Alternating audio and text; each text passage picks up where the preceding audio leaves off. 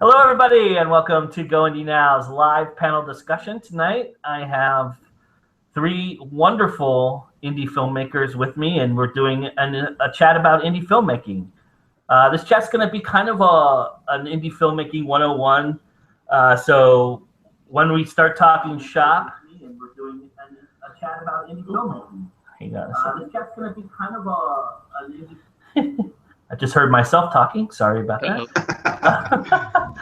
But this is a chat about indie filmmaking 101. So when we start to get heavy into it, there might be some technical terminology and some things that we of speaking shop and talking shop, and I will try to translate as best I can for people who are unfamiliar with those terms.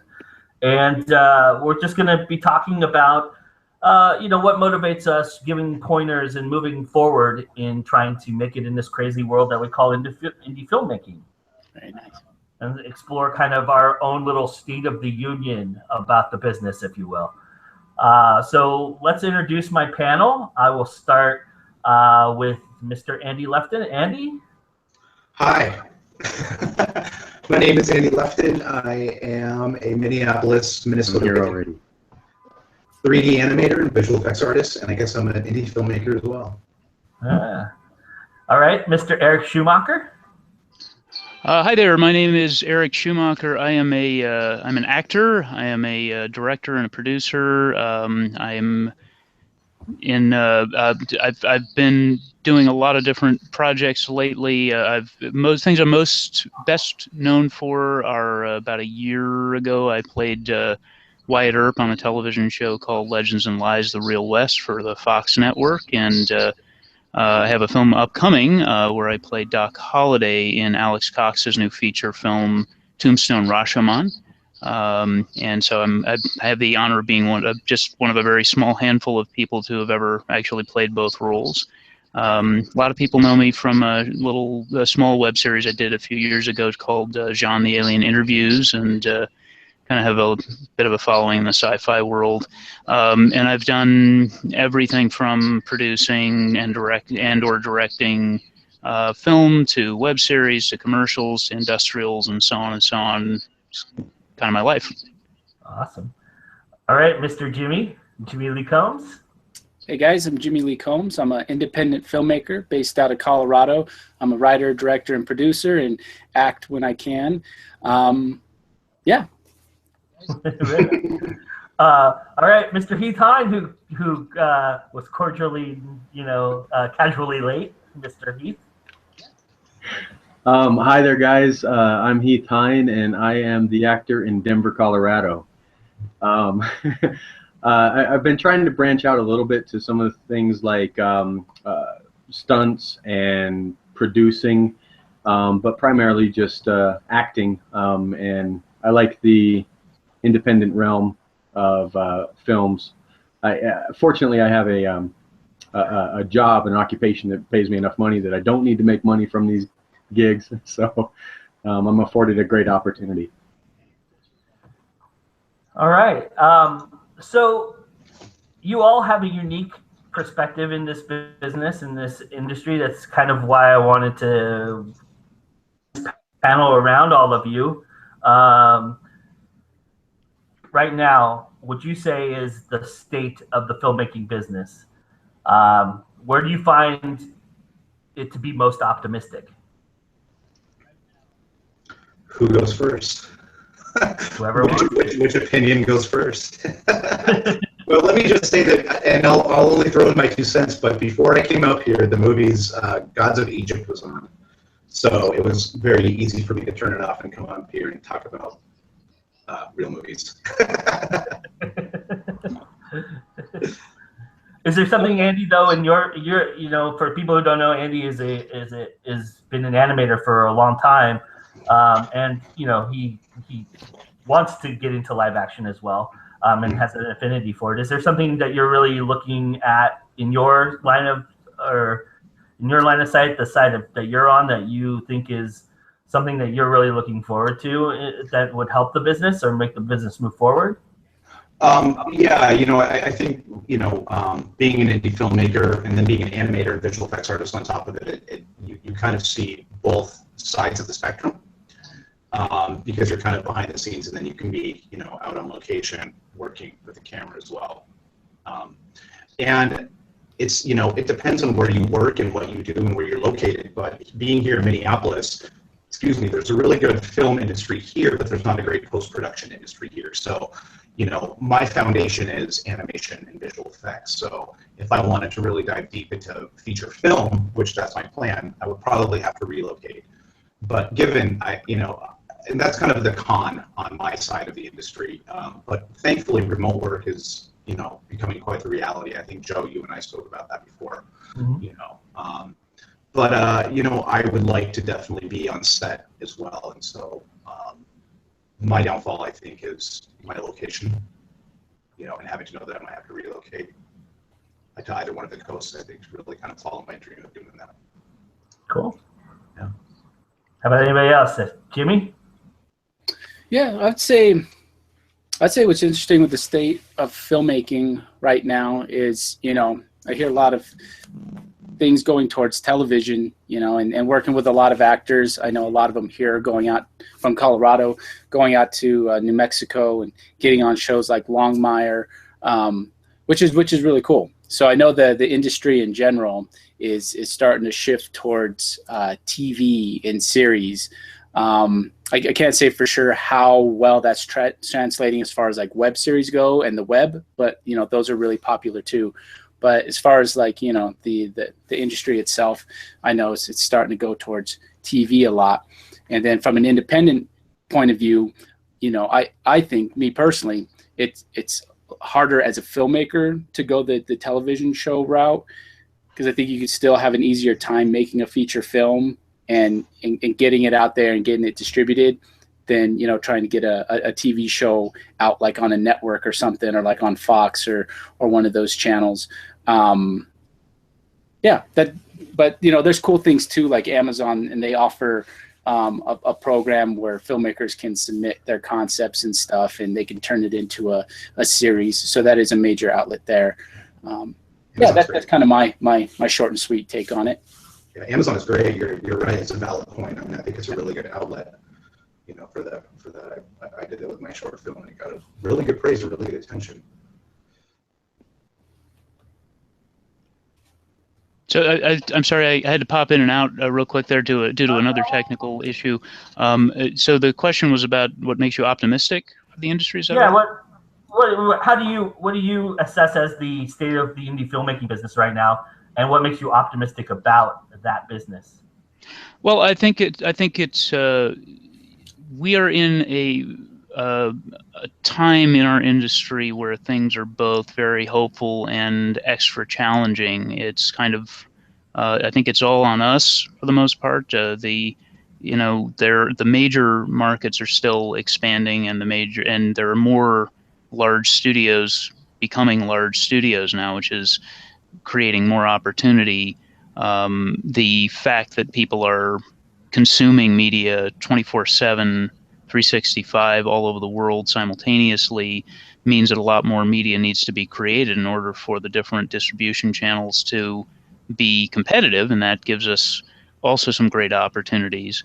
However, it still remains very difficult for us, for those of us who are producing and directing, to get our materials reviewed and accepted by those major markets. So we do have that. I think the greatest thing right now is just the opportunity to go direct to consumers, but that of course presents a great deal of challenge, because we have to make sure that whatever we're bringing to consumers directly gets, that awareness is built around it, and that we're also creating things that can generate enough of a fan base in order to be competitive and commercially viable. So we're kind of in the Wild West, I think, right now of filmmaking. Ironically, he says, from Tucson, Arizona, and and it's really about how we have so many opportunities to innovate that simply were not available before. And I think that's the thing that gives me the most optimism. Yet, having been at that for a number of years myself, it's a very daunting task to survive and thrive in the film industry right now. Absolutely. I'll add to that real quick. I agree. You know, I think a lot of filmmakers now have kind of two choices, you know, to make before they make their film. Do you want to self-distribute it, or do you want to seek traditional distribution? And, you know, both are great avenues to pursue. You know, you made a good point about a lot of work if you self-distribute. I mean, either way, you got to really build awareness around your film. But especially if you're going to self-distribute it, you really want to build your audience and put in a lot of time to do that, and research your target audience. And you know, are you making a film that's going to, you know, appeal to a wide audience?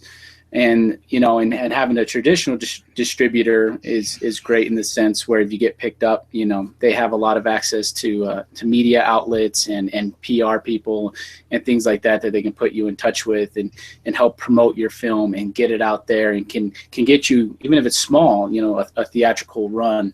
And you might have a better shot traditional distribution, getting into, you know, some theaters in certain states.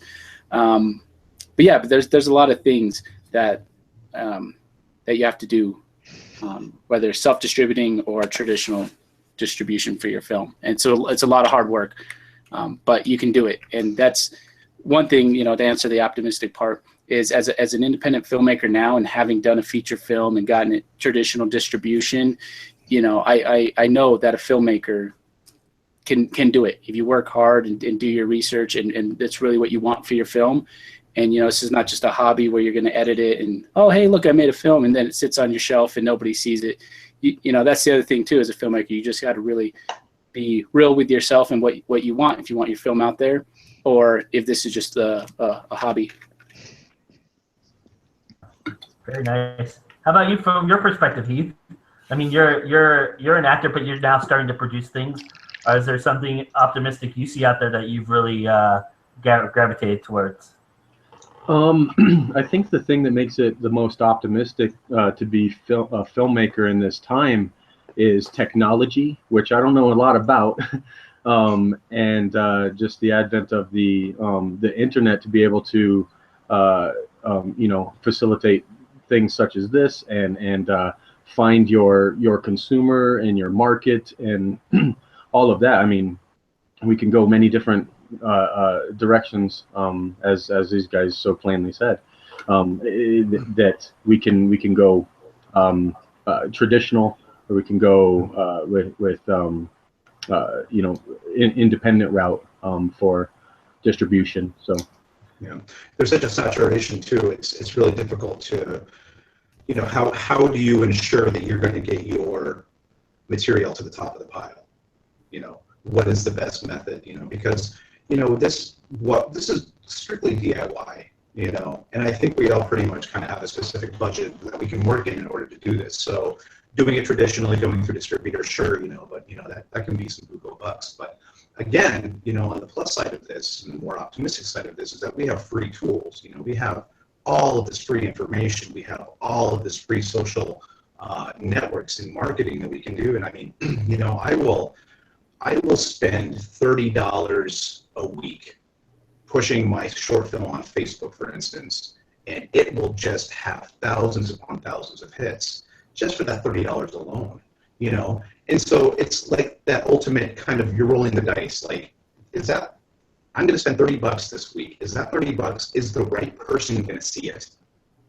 And even though you spend $30 for the next 6 months every week, or whatever it is you're spending, it's like that optimistic point where it's like somebody with the right eyes is going to see it, you know. So we have all this free information that we can utilize these tools, you know. So I always try to keep a really optimistic eye and approach about it, like utilizing this free stuff. Well, I think when it comes to, if I may, when it comes to promoting a film project through social media, it's and I've taught on this a couple of times. It's the critical thing is to really identify who your potential target market is and try to really refine the understanding of who that person is that you're trying. Yeah, exactly. Your target demographic. You know, what is the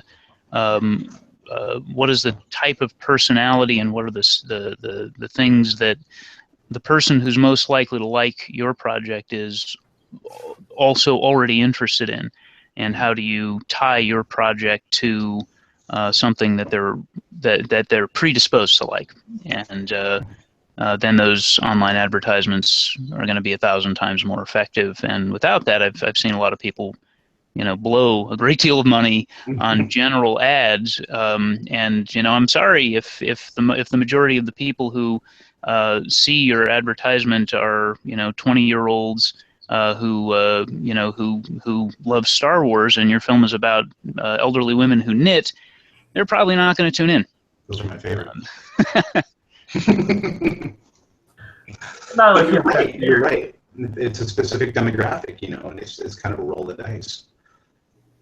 Well, there are ways to to increase the potential for success there, though. It really comes down to doing proper marketing research at the front end, and then really staying in tune with what's happening as you do your test marketing, and refining your advertisements and your publicity and your whole marketing campaign. One of the things, incidentally, and you brought up a really excellent point about spending money to market your project, which I do that with everything that I do. And I've seen, I've been a participant in the building of film budgets, and been the one to sit there and go, hey, guys or gals, how about a marketing budget? Where is that? And that's something that a lot of creators forget, because we're so into the art phase, we're so into the artistic process. We make the assumption that because we're creating this wonderful, awesome thing that's from our hearts, everyone's going to know about it and see it, and that is foolish. They will not, unless you already have a built-in gigantic fan base. So it's really important to make sure that if you do have any kind of a budget on the front end for your film project, that you are actually budgeting time and money for the promotions phase. And frankly, even when other people are doing that on projects that I'm not producing, I do it myself. I mean, to the degree, of course, that I'm allowed to contractually. I want to make sure people know that I'm involved. I want to make sure people know that that there's this great thing out there. Absolutely. So we've all had this happen to us before, I'm sure. Stop me if you haven't, but I'm pretty sure that all of us here have had this experience where somebody comes up to you and you tell them, hey, I've made a film, or I'm an actor, or I'm making a film, or I'm planning on making a film, and they all come to you and go, hey, I've got this great idea for a movie. So what kind of advice would you give them at that point? We love to shook them off and say, okay, yeah, and we'll listen to them, and really in the back of our heads we're thinking, just get through it so that I can get on with my life. But I filter them through what kind of email server they sent their email from.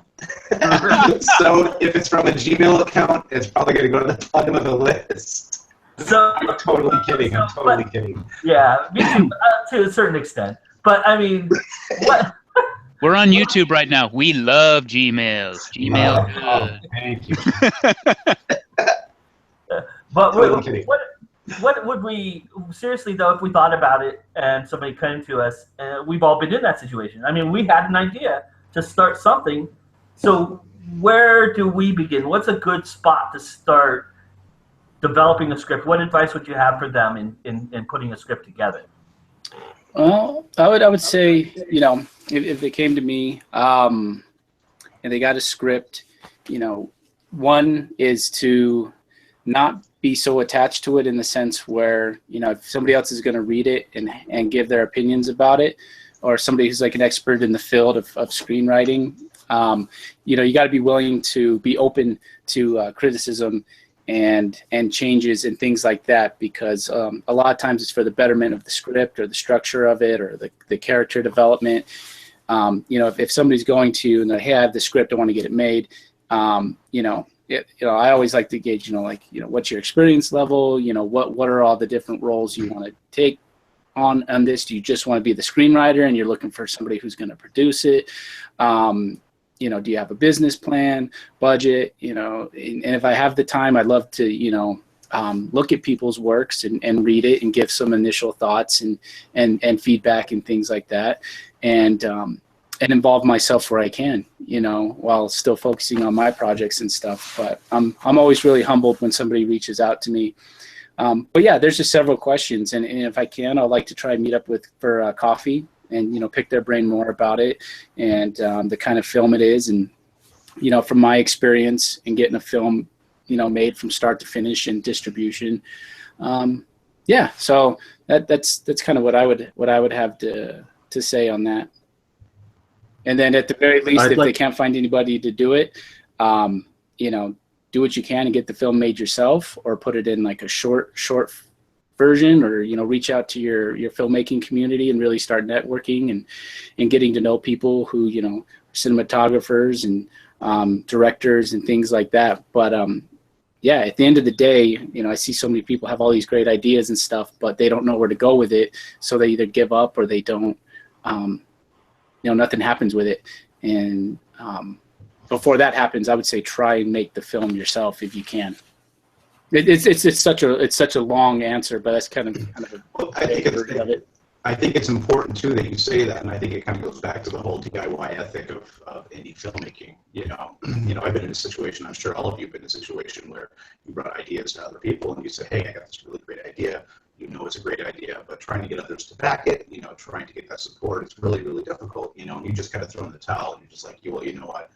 If you want it done right, just do it yourself. Yeah. And at least I'm just saying that from my own personal experience, because with what I've done and what I'm continuing to do in all my future projects, I felt, having a little bit more creative control, without, having other people kind of come in and bog it down if they're really not willing to put as much effort into it as you are.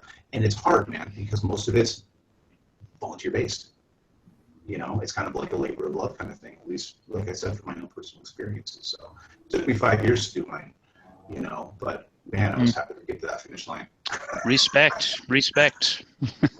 Thanks. Yeah, it was tough, man. It was daunting. Yeah, no, I do get. I'm sorry. Were you going to please? Oh no, you're fine. Go ahead. Yeah. I get this. I get that a lot. I get a lot of people coming to me and at various phases of their projects, and I'd say the huge majority of them are exactly as Joe said. The very, very, very beginning. I have this great idea for a script, and usually what I do is I say, wait, stop! Don't tell me the great idea for the script. Go write a treatment. And I'll be glad to send you, some very basic information about writing a treatment, but you need to put something on paper, and you want to be cautious about how many people you tell the great details about your idea to, so you can protect your intellectual property. For sure. When 99.9% of the time, and I'm always glad, to give people general advice on how to get started, and I can go on for hours and hours, and I kind of have to watch that lately because I'm already overwhelmed, so I've often had to just start with the go write a treatment thing and say, if you want to write a treatment, we can talk a little bit more, and until then, stop. But but generally speaking, what I find, frankly, is that the majority of the time when I tell somebody to go write a treatment, I never hear from them again, and that is because a lot of people have a great idea, and a very small percentage of them are really dedicated enough to actually put it into some form of writing. But if they are, then I'm happy to help gestate that process further and see if I can, give further advice on how to take that treatment and get it into script form. I usually recommend that folks actually take some courses on screenwriting.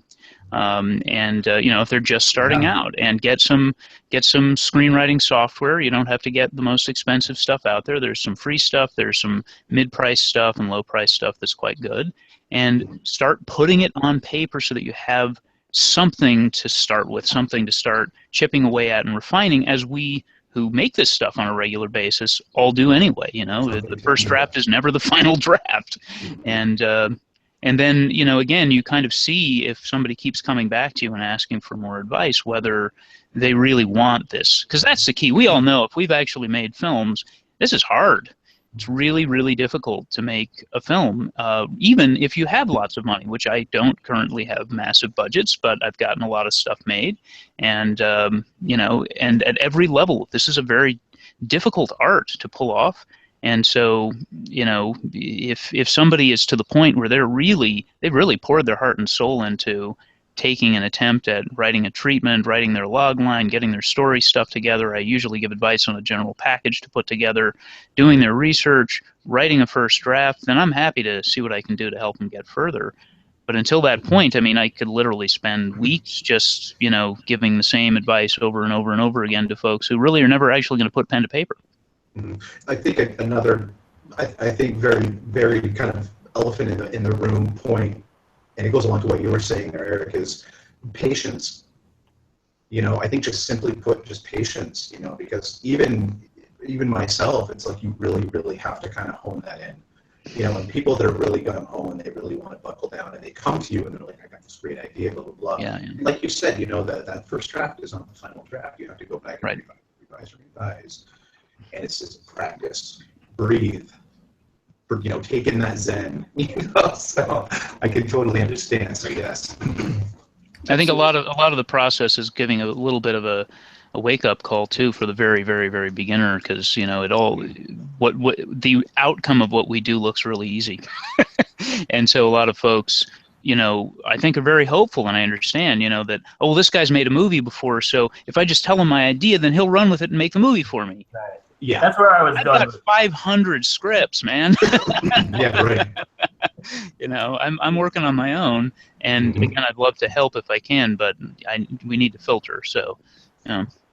Well, and to add to that too, you know, whatever it is you're writing, you definitely want to have a passion for it, because if your script does go into development, you really want to love what you're going to do, because like, you know, Andy was saying, it can be very difficult making a film, and if you want to see it through to the end, you know, you really want to be in love with what you're doing, because you're going to be with that. That's going to be your baby for a long time. It could be, you know, as short as, say, 6 months, really fast, or over a year. You know, my current film, Terror Tales, we started filming October of last year. It's a horror anthology, so we're doing it segment by segment. Nice. But here it is, and we're still haven't wrapped. You know, we got one last segment to shoot at the end of the month, and then finishing it at the end of November. So, I mean, that's been over a year, and it's just the filming part of it. You know, not a lot of editing and such has been done on it, or, you know, the marketing and stuff. But, you know, we've been building buzz around it and all that good stuff. But the point of that is, you know, really love what you're going to do, because if you want to see it through to the end, and it, for whatever reason, it takes a year, or, you know, love what you do, love what you're writing. Otherwise, you're going to get to a point where you're like, oh, this is too hard, or I've lost the fire to get this project done in May. Gosh, yeah. And a lot of people do that. Be beating your head against the wall, like, oh, I just want this project to be done and over, or scrap it all together. So love what you do, love what you're writing, and follow it through to the end. Absolutely. Definitely. I know that pain all too well. Go ahead, Heath. Oh, can you hear me? Yeah. Yeah. You know, I've been on both sides of that, where I've tried to share my scripts and my ideas with others to try to facilitate and get it into production and get it completed. Everything from music videos. Actually, it was my second wedding anniversary. I did a music video, and I pitched the idea to somebody. But what you need is on both ends to be dedicated, committed, willing to see it through, work well with others, because it's a collaborative art, and like, be willing to humble yourself to learn from these people who are in this industry, that have been, you know, they have clout, they have IMDb, they have all of these years of experience. You have to humble yourself and just allow them to kind of guide you and lead you when you're doing this. So yeah, when more often than not, when people pitch an idea and they're like, hey, I got this idea, they don't really have the drive or determination to see it through. Much like Eric said, he says, let me see a treatment, and then all of a sudden doesn't hear from him again. What's that? Yeah. So that's been my experience, and I've been on both sides, but you have to, you just have to be committed. And please don't get me wrong when I say that too. I as Joe knows, I'm a very firm believer in artists supporting artists. I bend over backwards very frequently to do what I can to help others, because I've been mentored so many times myself, and I really believe in creating positive artist communities. You know, so I do also really try to give as much information as I can to help folks take their next steps. It's just important that they do take their next steps. You know, and if they don't, then they're, as you know, to your point, their heart isn't in it. Not really. You know, it's you don't just wave a magic wand and a film comes out. I wish we could.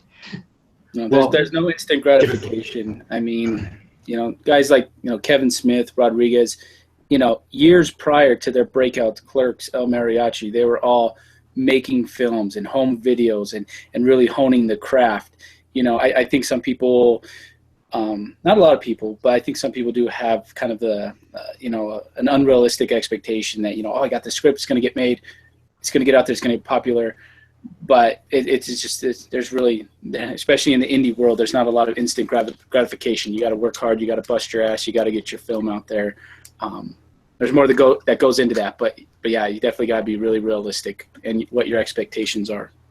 Yeah, you know, I think, Jimmy, I think you also said something about believing in what you're doing, and that's also really important because, I mean, not just from the standpoint of just getting through the end of your project, because we've all had those moments where we're just like ready to kill ourselves and forget the whole thing, you know, because it gets really hard. But also, if you are out there pitching something, I mean, if you really, really believe in your script, if you really believe you've got something, you can get 1 million rejections. It only takes one acceptance, and you know. You almost have to prepare for that. Yeah, you really do have to brace yourself. You do. I mean, you have to know that when you walk into this, rejection is just part of the game. You know? Yep, exactly. And it's always been that way, man. And it doesn't, you know, and people that have, you know, a sensitive stomach to this stuff, it's like, well, maybe you're not cut out to do it, but if you have a passion for it, you're gonna thrive. You know, it's gonna suck after a while, and it's gonna hurt because you are gonna get rejected here and there. But it's just the name of the game. Yeah, it's true. I'll give you a good example of that. You know, with our first feature film, Hans Crippleton, Talk to the Hans.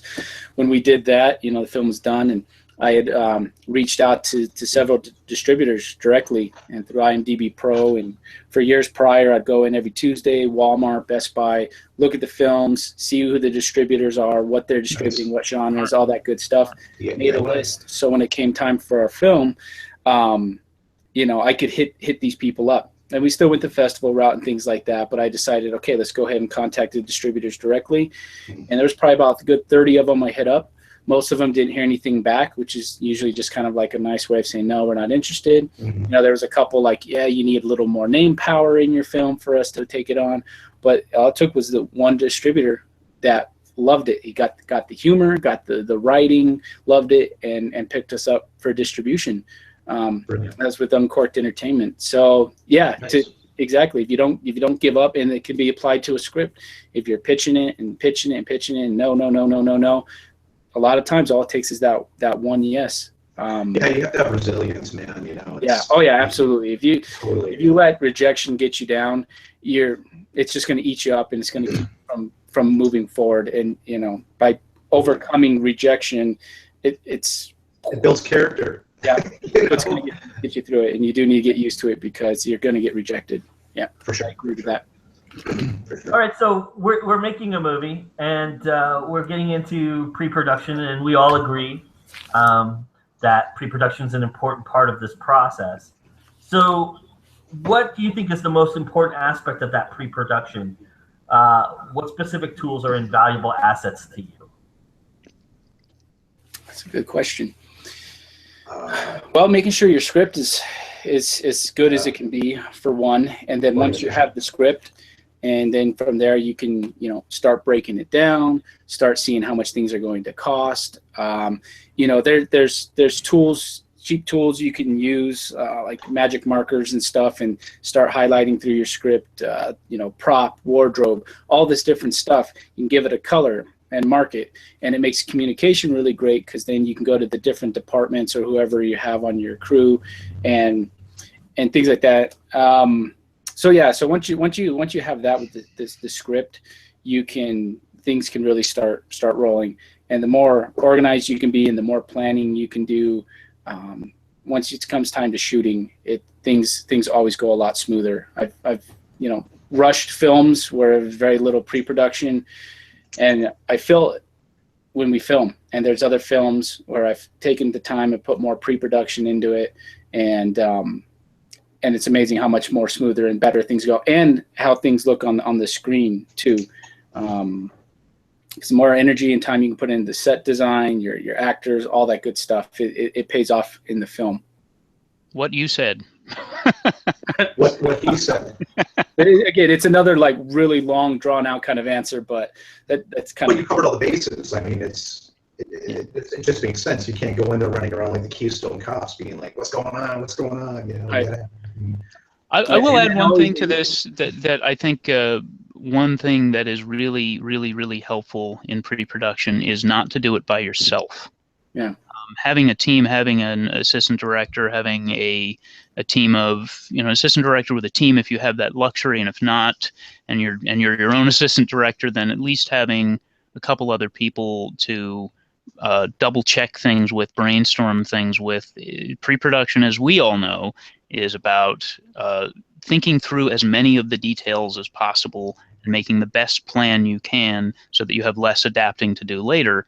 And I find that I personally write better with a team for the very same reason that if it's just my mind thinking things through, I tend to go on one track and I'll miss stuff on the periphery that could be critical to getting the job done.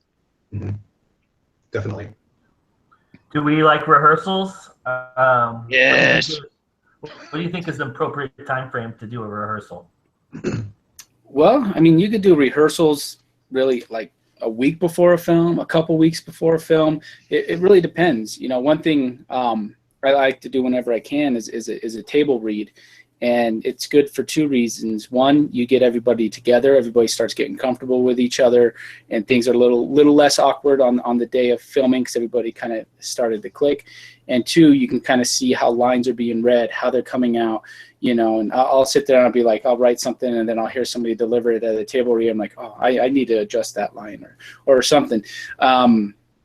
And then, as far as rehearsals, I like to check with actors too. It depends on the actor. Some actors, and especially if it's a dramatic scene, some actors really like to be in the moment with it and not over rehearse it or overwork it. So me personally, I stay very open to rehearsals. If in general people like it and want to do it, I'll do my best to make that time to make it happen, or before we start filming it.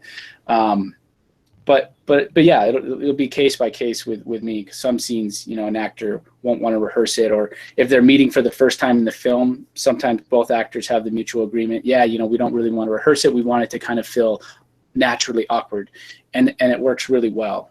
So that's kind of my take on rehearsals. But on the flip side, what's great with rehearsals is, and I've noticed this even if we don't rehearse and we're doing a scene, and it's going, you're doing multiple takes, you really start seeing the actors get in the groove of the scene and they're really down with their lines. So a benefit to rehearsals is they can kind of be in that groove and have their lines down and that rhythm going, rather than trying to build it up when you call action. And then, a lot of times you get it like on take 3 or take 4 because they've found that groove. But yeah, so yeah, there's definitely benefits. From an actor standpoint, I'd like to say that I definitely do like rehearsals, and if I don't get the time from the director to do the rehearsals, I sometimes seek out a scene study partner or the person who I have that I'm in the scene with, and we'll study that, even if it's just by phone, and we're going through it so that we can rehearse those lines. As Jimmy said, it is good when they're rehearsed so that we can hit the ground running at action.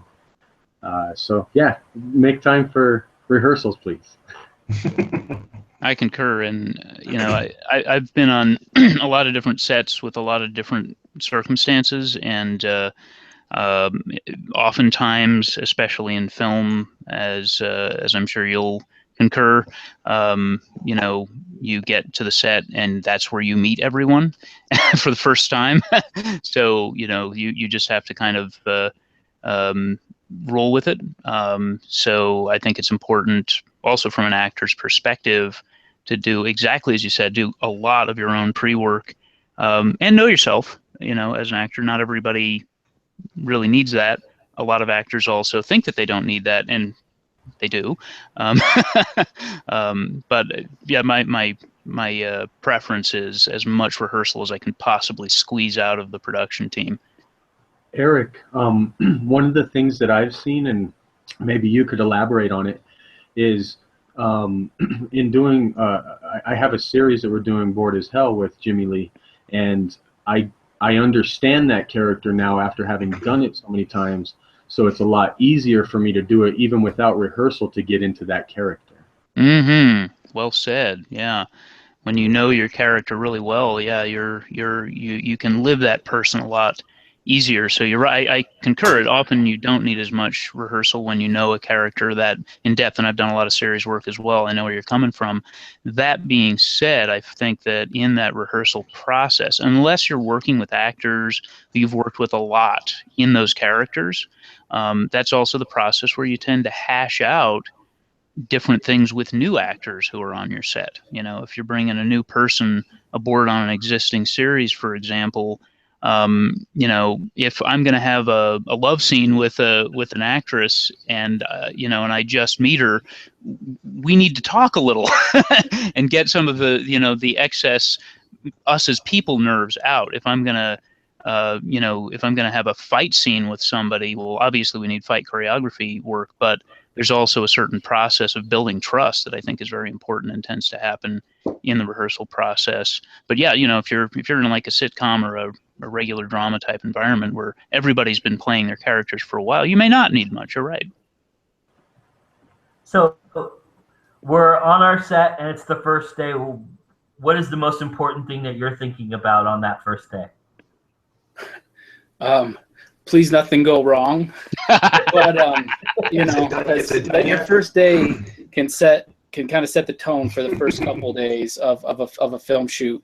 And if you're already starting off behind and, oh shit, I didn't get that scene done, then you're having to tack it on to other days, and it happens, and that's the thing. It's inevitable, you know. Always expect the unexpected. There's always going to be something that's gonna go wrong. And you just got to be really, you know, quick-witted as a director, and you know, have a creative workaround or something, or you know. Yeah.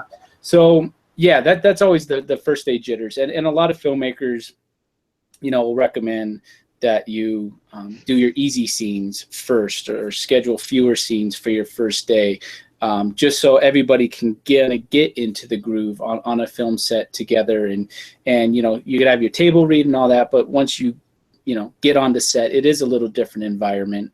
And so, you know, if you're doing, and I've been guilty of this, if you're scheduling like crazy elaborate stuff on day one, you know, things can get really stressful really fast.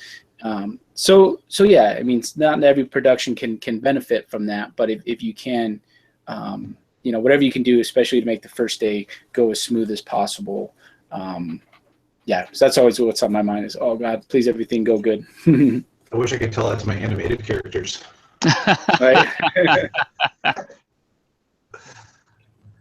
Right on. I mean, I find that the night before, it's a funny thing, but the night before the first day on the set, no matter what I do, I just can't sleep. Yeah. And I mean, I'll go to bed way early. I'll use every trick in the book, you know, everything I can possibly think of to possibly get to sleep, and then I'm just going to lie there with my eyes wide open. Yeah. And if I'm producing, I'm running, or directing, I'm running constant, like, did I forget this? Did I forget that? Did I forget this? Did I forget that? And if I'm acting, it's, you know, basically the same thing, you know, kind of, don't fuck this up. Don't screw this up. Don't screw this up. Don't screw this up. You know, no matter how confident I am in my character, no matter how confident I am in what I'm about to do, there's a, you know, it seems that way. After the first day, I'm usually great, though. I mean, after the first day, I'm usually totally fine, and then it's like the first day of school, you know, it's just like what's going on, that adrenaline and anxiety kind of kicking in, and it's like, afterwards, you know. Yep, agreed. Once you get in your groove, it does tend to get smoother. And I'll say too, kind of going back to the pre-production thing, the more you're planned, and the more you're prepped, and the more you're ready for day one, or all your shoot dates for that matter, the less stress. You know, there's been many times where it's been the day before a shoot and I'm still scattering, getting that, and then I'm like just exhausted, and then I want to go to sleep, and like Eric was saying, you know, you're just so like wound up and antsy about the film that you can't sleep. Whereas I found, like, when I got everything in a row, everything's ready to go for day one, it's a little bit easier on the nerves the night before, but you still got to try and get that sleep, but you're just so wired and excited. But yeah, once you get through day one, then everybody really sees how you guys are going to work together, and from there it's like kicking ass and getting this movie rocked out. Yeah. I'll say one thing that I have adapted that one of the best directors I've worked with does all the time, which is at the beginning of each shoot day, he does a meeting with everybody, and just sort of it's a morale session. It sets the tone for everything that's going to happen. Absolutely everyone on the set has to attend this, and it's a way of just setting that bar of, hey, we're all here to look out for each other. And then as my process, even when I'm as an actor, I'll make it my business to, wherever I can without interrupting people, meet everyone personally. So that, because again, that trust is critical on a set, and I find that as people as I have a moment with everyone where we can just say, hey, I'm so and so and you're so and so, and good to meet you. It just it takes a burden off of everyone's shoulders for some reason, and it really helps us all to work better together. Nice camaraderie. So Absolutely. Jimmy alluded to it. We're running our days, and we get so few as indie filmmakers to run our days. Do you guys have a little trick so that you can keep on schedule? I know things happen. Things go crazy. There's disasters, and we'll get to that fun part of our lives. But Stress. Yeah. Yeah. I would say. Oh, go ahead, Joe. Go ahead, Jimmy. Go ahead. Oh, I was just gonna say, as far as tricks and stuff, I find what I do if I'm really in a pinch, you can, have planned out and on shot lists and things like that, nice like slider shots or jib shots and cranes and things like that you want to, try and get. But you'll find, sometimes a technical thing happens or something unexpected happens and you're starting to run out, or you need daylight, you're losing daylight. You really got to be like, okay, am I going to take that time to set up that cool slider shot, or am I going to be quick on my feet and get this shot a quicker way?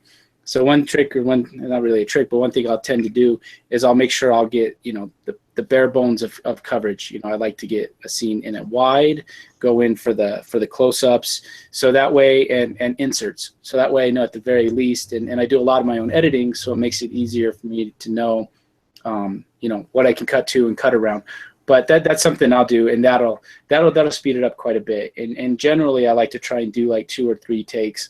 And especially if things are getting crunch, sometimes we'll nail it in 1 take or 2 takes. You just got to really trust your gut and your instincts as a director, and trust your talent as well. But sometimes a scene, and if it's important enough, you have to take that time to get that performance or get to what you need, or it's going to be really flat or be really stale in editing, and you'll regret, oh damn it, I wish I would have got that. So sometimes it's worth sacrificing something to give something else a little more time, or to get more in if you're falling behind. We're also our own worst critic too. Yeah.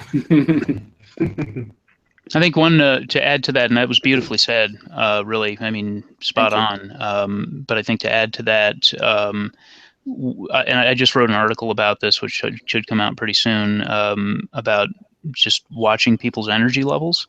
And there's a lot to that, but one of the big tips that I gave in there was just really know your people and be aware that there's a certain point where the human mind doing the same thing too many times under duress and under exhaustion stops functioning properly. And if you're really monitoring the people on your crew carefully, when, even if other people don't want to do it, you need to say, all right, we're taking 5 now, right now.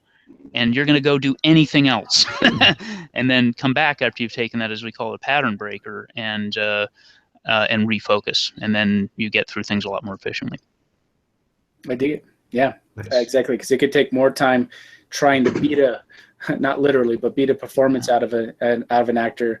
But like I say, if you could read your talent and your crew, and you could tell that, sometimes just take a break, and then come back, and it's amazing what it can do. You're kind of like, it's a quick reboot, and then you can get it done, obviously you want to make time for your craft services and your lunch and things like that, especially in the morning, and people start to get really hungry for lunch and things like that. So yeah, that I agree 100%. We got to be aware also this is often physically grueling work. On one project I was directing recently, my boom operator had to stand in a really challenging position for long periods of time, and she was an absolute trooper, and kept insisting she could keep going. But there was a point after her face was turning beet red where I just had to say, "Okay, we're stopping right now, and you're putting your arms down." Right. You know, you are awesome, but stop. Exactly. We still got 6 more hours to go. Exactly. Like a 12-hour day. Yeah, did you eat your apple? Yeah. So, how about continuity tricks? Do we have some tricks? Because most people probably know by now, but if you don't, films aren't shot in sequence. We take, a lot of things, especially as indie filmmakers, like sets and designs into consideration. So, do you guys have a certain trick that you guys like to use for continuity? Continuity, I'd like to speak on that just a little bit from an actor's perspective as well.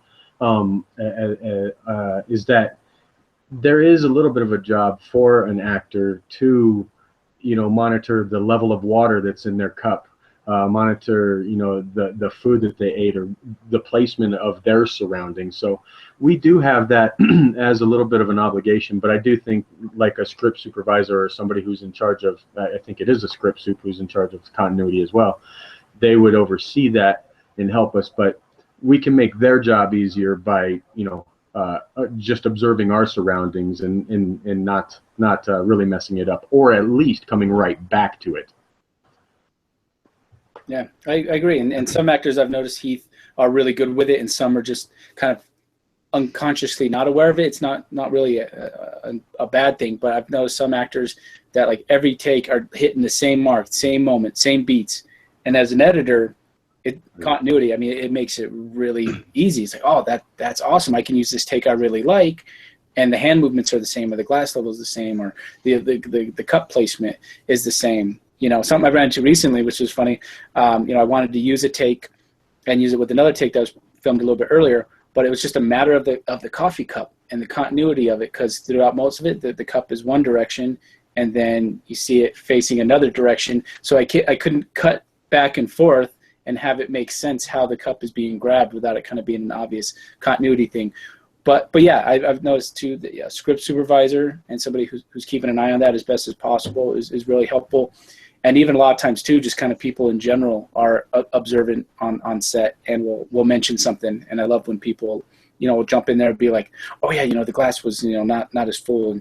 And because people will catch it. And I think there's only so much one person, especially you as the director, can catch continuity wise. And it's bound to happen, I think, no matter what. But I think it's important to have somebody designated for that if you can, and one thing that I've found to be very helpful is taking photographs of each setup, and so that you can refer back. Wait, how full was that thing, and what take was that? And if you have a process for continuity, so that you can kind of just by rote, okay, before we start the scene, all right, water levels are set on the drinks. Actors are in this position. All right, photograph time. Boop, boop, boop, boop, boop. Great. Somebody mark down where we are when we're taking those photographs. This is always the reset point. The reset point. The reset point. I think also, Heath, to your point about the actor's job and continuity, there's another level there, which is partially the director's responsibility, partially the actor's, which is, since you're shooting out of sequence often, you have to monitor your emotional continuity. Wonder if you might speak on that a little bit, Heath. Yeah, as far as monitoring my emotional continuity, that is kind of a tough thing. One thing that I do, and I don't know if you or other actors do this, Eric, is if my character is comedic, what I do to be able to come back to those reserves of my comedy off screen, I'll be pretty much like dramatic, or I'll be more insightful and everything, and just the opposite. If I'm doing drama, I'll be kind of lighthearted and fun, so I have those reserves to go back to. So that's my way of leveling out, engaging my character. It differs from that of method acting for sure. Interesting. I think what helps too, you know, you were saying like director-actor relationship, Eric, is, you know, at the very least, even if a director is just kind of reminding an actor of what the previous scene was, or what came before, to kind of, you know, get the actor back in that mindset, so they, you know, they know what they're coming out of. If they just did a comedic piece, but then, like you say, you're shooting out a sequence and you got to, you know, do a dramatic piece that, you know, was previously like a comedic scene. It's, you know, I think, you know, when you can kind of help guide the actor and kind of remind them like what came before, you know, will help them know where they came from, or take them back to that scene and kind of get it flowing again into the new mind shift, and the tone of the scene change, or a continuation for that matter, and ping ponging back and forth. Very much so. Sorry to interrupt everybody, but Mr. Andy Lefton, he was so gracious to come and do this with us tonight, and he's been sick, and I really appreciate him sticking around as long as he did, because I know he's not feeling the best. And yeah, sorry guys, the cold medicine. Sorry to hear it. Yeah, kind of stuffy, and yeah, you know, it reared its ugly head a couple hours ago, so it's like fading. So I want to give Andy an opportunity to tell everybody where they can find Andy, and you know, I'm so gracious for him to be here, and everybody needs to go check out his film because it's phenomenal, and he's Thanks, man. He's a talent above talent. So, Mr. Lefton, please tell everybody where they can find you. Well, first off, Joe, thank you, and really, really nice to meet you guys. Like, I've been kind of wanting to have an opportunity like this to, you know, put our heads together and see where everybody is with it. So it's nice to kind of have a community with this. So Joe, and everybody involved, thank you very much. And Joe, in the future, if this happens again and you want me around, let me know, man, because I would absolutely love to do this. Again, my name's Andy Lefton. I'm a Minneapolis-based 3D visual effects artist, director, filmmaker, et cetera, et cetera.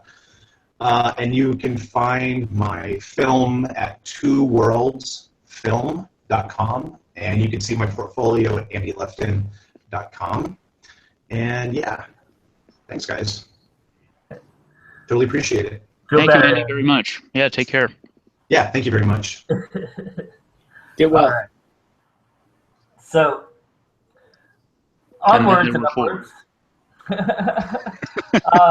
The Magnificent Four. Well, two of us are actors, so each of us probably counts for about 80. Right? That's right. Yeah.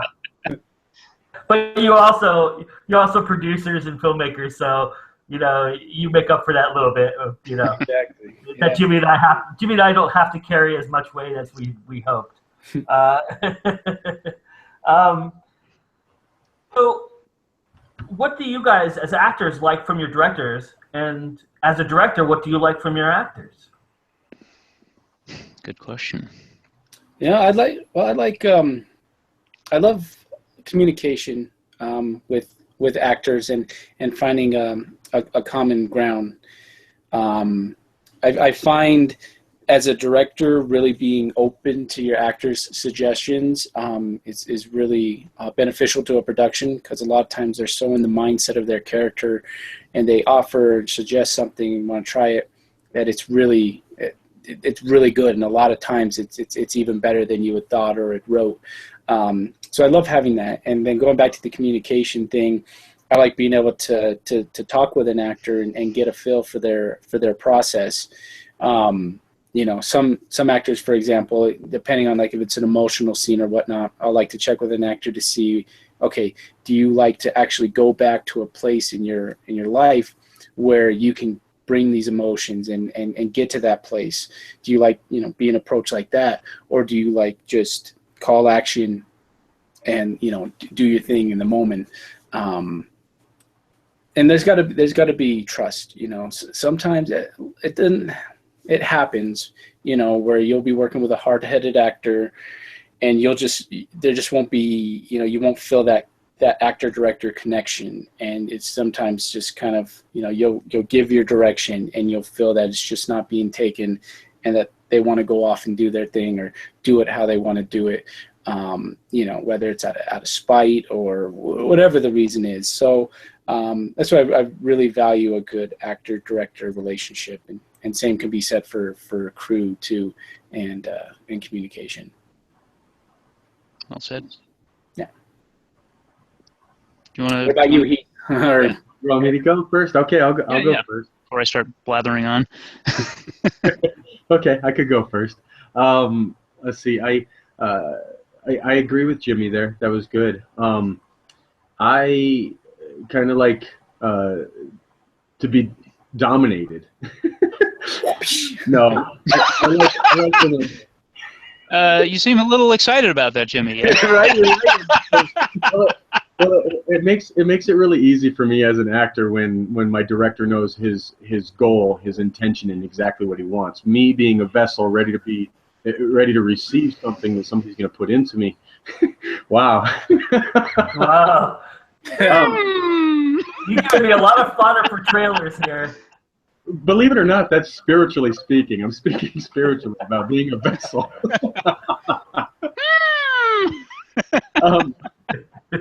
But because I often find myself to be humble enough to have the director direct me, and I really like a director when he directs me, because it gives me the confidence that they know exactly what they want. But contrary to that, I do like when they give me like a free pass or to just go any direction that I want. As it's kind of like a reward, I suppose. It's like a reward. They're like, hey, this is your shot. Go ahead and do it the way that you see it, and I do that. So, yeah. Good. You know, for me, I mean, I like a really collaborative relationship on both sides. When I'm directing, I really try to get to know my actors well. I have a kind of a proprietary process that I go through where I really try to get deep knowledge of that person. And if I have this luxury, mind you, if we have that, you know, that whole time rehearsal thing, and where I really try to get an idea of where they're coming from in their character development, and I want to get to a point where I can nudge rather than instruct, you know, where I can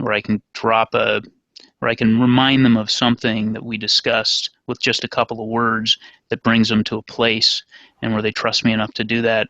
It's, you know, partially an emotional manipulation game, but that has to be a trusted emotional manipulation game. As an actor, in other words, we're basically, I need to get them to a certain place, but I want to give them enough freedom to get there, rather than to try to fake there, you know. Because if I'm getting a performance out of an actor, I want something that feels real because it's happening within them. And if it's not happening within them, then an audience can tell. It's not going to have the same level of engagement if it isn't coming up from your soul. And sometimes it doesn't, and you just have to get through the day. But the ideal is to have those golden moments where the actor is feeling something and feels free to feel that thing. But that thing contributes to the telling of the story. You know, and as an actor, I want the same thing in reverse. In my ideal circumstance, you know, my first thing is to figure out who is my director and how do they work, and how do I work in their world, because it is their set, not mine.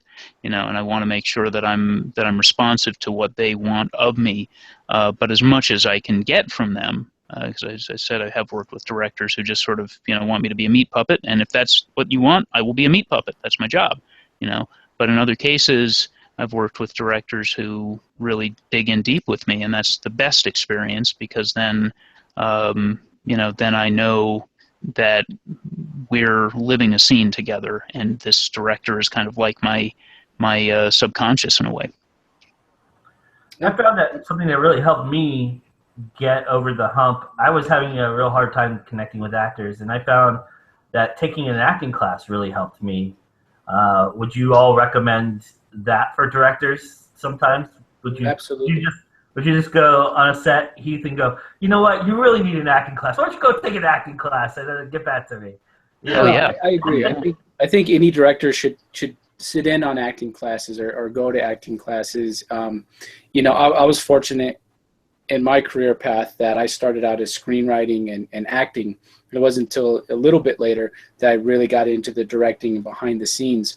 So I took acting classes for like 3 or 4 years. And so I was really got to engage with other actors and methods and things like that and see how the actor really works.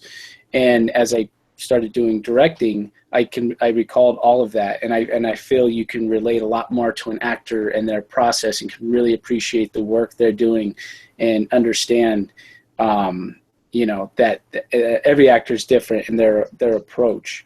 And I think when you're hands on with that and can be around it, you know, especially when you're on set, you have a better vibe to work with actors.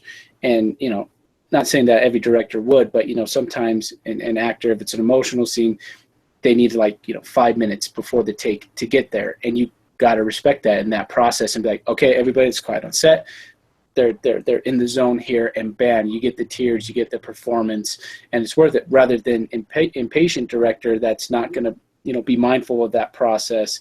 Like, nope, got to keep going. You know, things are stressful. You know, things can fall behind, but why crumble an actor's process with a particular scene? Again, you just really got to gauge, you know, the importance of things.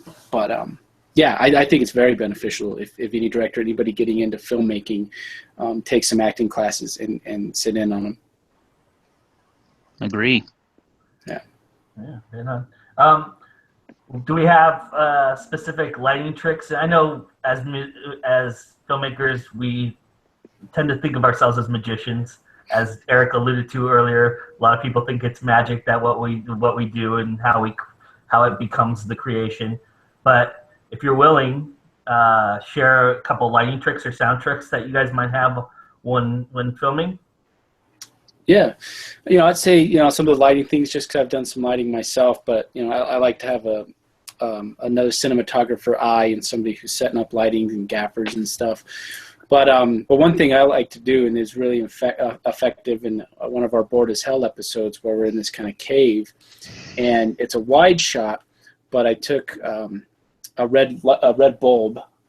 I don't have it nearby, but anyways, I took a red bulb and like a tin can light, and I put it off into the distance, and we had a red beam of light shooting, you know, that's hitting a wall in the background, and it lit it up, so it just didn't fall into darkness, and it was to resemble like hell and stuff. So it made sense. You know, a lot of times you can symbolically go with a color choice, you know, red, hell, or orange, things like that, and place it strategically in a scene to really make it pop. It's really simple things. And then, you know, you do your front lighting however you want to light your actors, if you want to cast them half in shadow, half lit, whatever. But I think that's one thing. If you start thinking, look at the whole image and the whole scene, and in the framing, or as you're pre-planning and pre-setting it up, you know, really see, oh, okay, cool. That would be a light would be really nice there and add a nice pop, and it adds a really cool visual touch to it. So that's one thing with lighting, and you can mix in your lighting too. This just happened recently on Terror Tales. Dennis Vincent, awesome fellow filmmaker, and he did all the lighting and audio and stuff. But anyways, he was able to. We shot the scene at night, and these actors are in a trailer, and so when we shot it at night, we knew the next morning we had to finish the scene, and it was going to be daylight. So Dennis had these daylight set bulbs, so when the killer opens the trailer and the victims are inside, we shot it at night, but the light is blasting in there and it looks like it's daytime. So, and then the actors are squinting like it's morning, and again, we're shooting it pitch black. And then the next morning, when it's actual daylight, and we need to shoot from the reverse at the, you know, the killer opening the door, and you see that it's actual daytime, that it cheats together really nicely. So, yeah, just having a knowledge of that, and I think in general as a director, everything you can have a knowledge of in every kind of department, you can think of something like that, like, oh, okay, I can get this shot right now in nighttime, and then, you know, use these lights, and then we can cheat it together and make it work. which is really cool, rather than like, oh, we have to scrap this scene tonight and do it all tomorrow. Yeah, again, there's a lot more tips and tricks and things like that. That's one of them as far as lighting.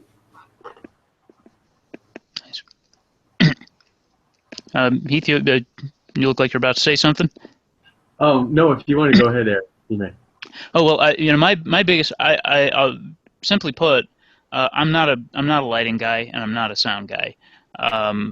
So I try to get other people who are lighting and sound people, and work very collaboratively with them to get, to discuss what we want to accomplish from a visual and a visual scape and a soundscape, and that's all part of the pre-production process when I direct, is working with the team that understands the vision and where we create that vision together, and I think that's the most important thing is your lighting and your sound are critical pieces of your film, and if either one of those are not good, your project doesn't look or sound good.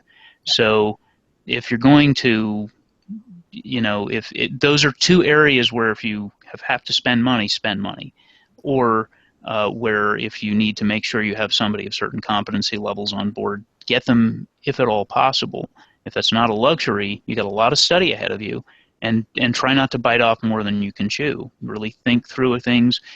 To a lot of Jimmy's point, creativity is extremely important. We shot our DP for My Stolen Time Machine, the series we're working on. We shot recently. Came up with a great way to shoot one scene using a single flashlight. Nice. And it looked awesome. And I think one other fill light, just set really low.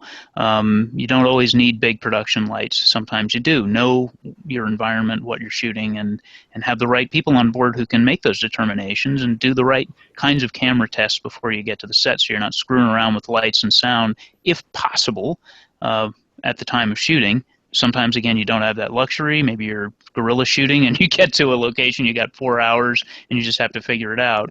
But the simpler you can keep those scenes, the better. Agreed. And I would add to that, I agree. It's great stuff. It really experiment with your films. If you know you're going to do a feature film, experiment with your short films.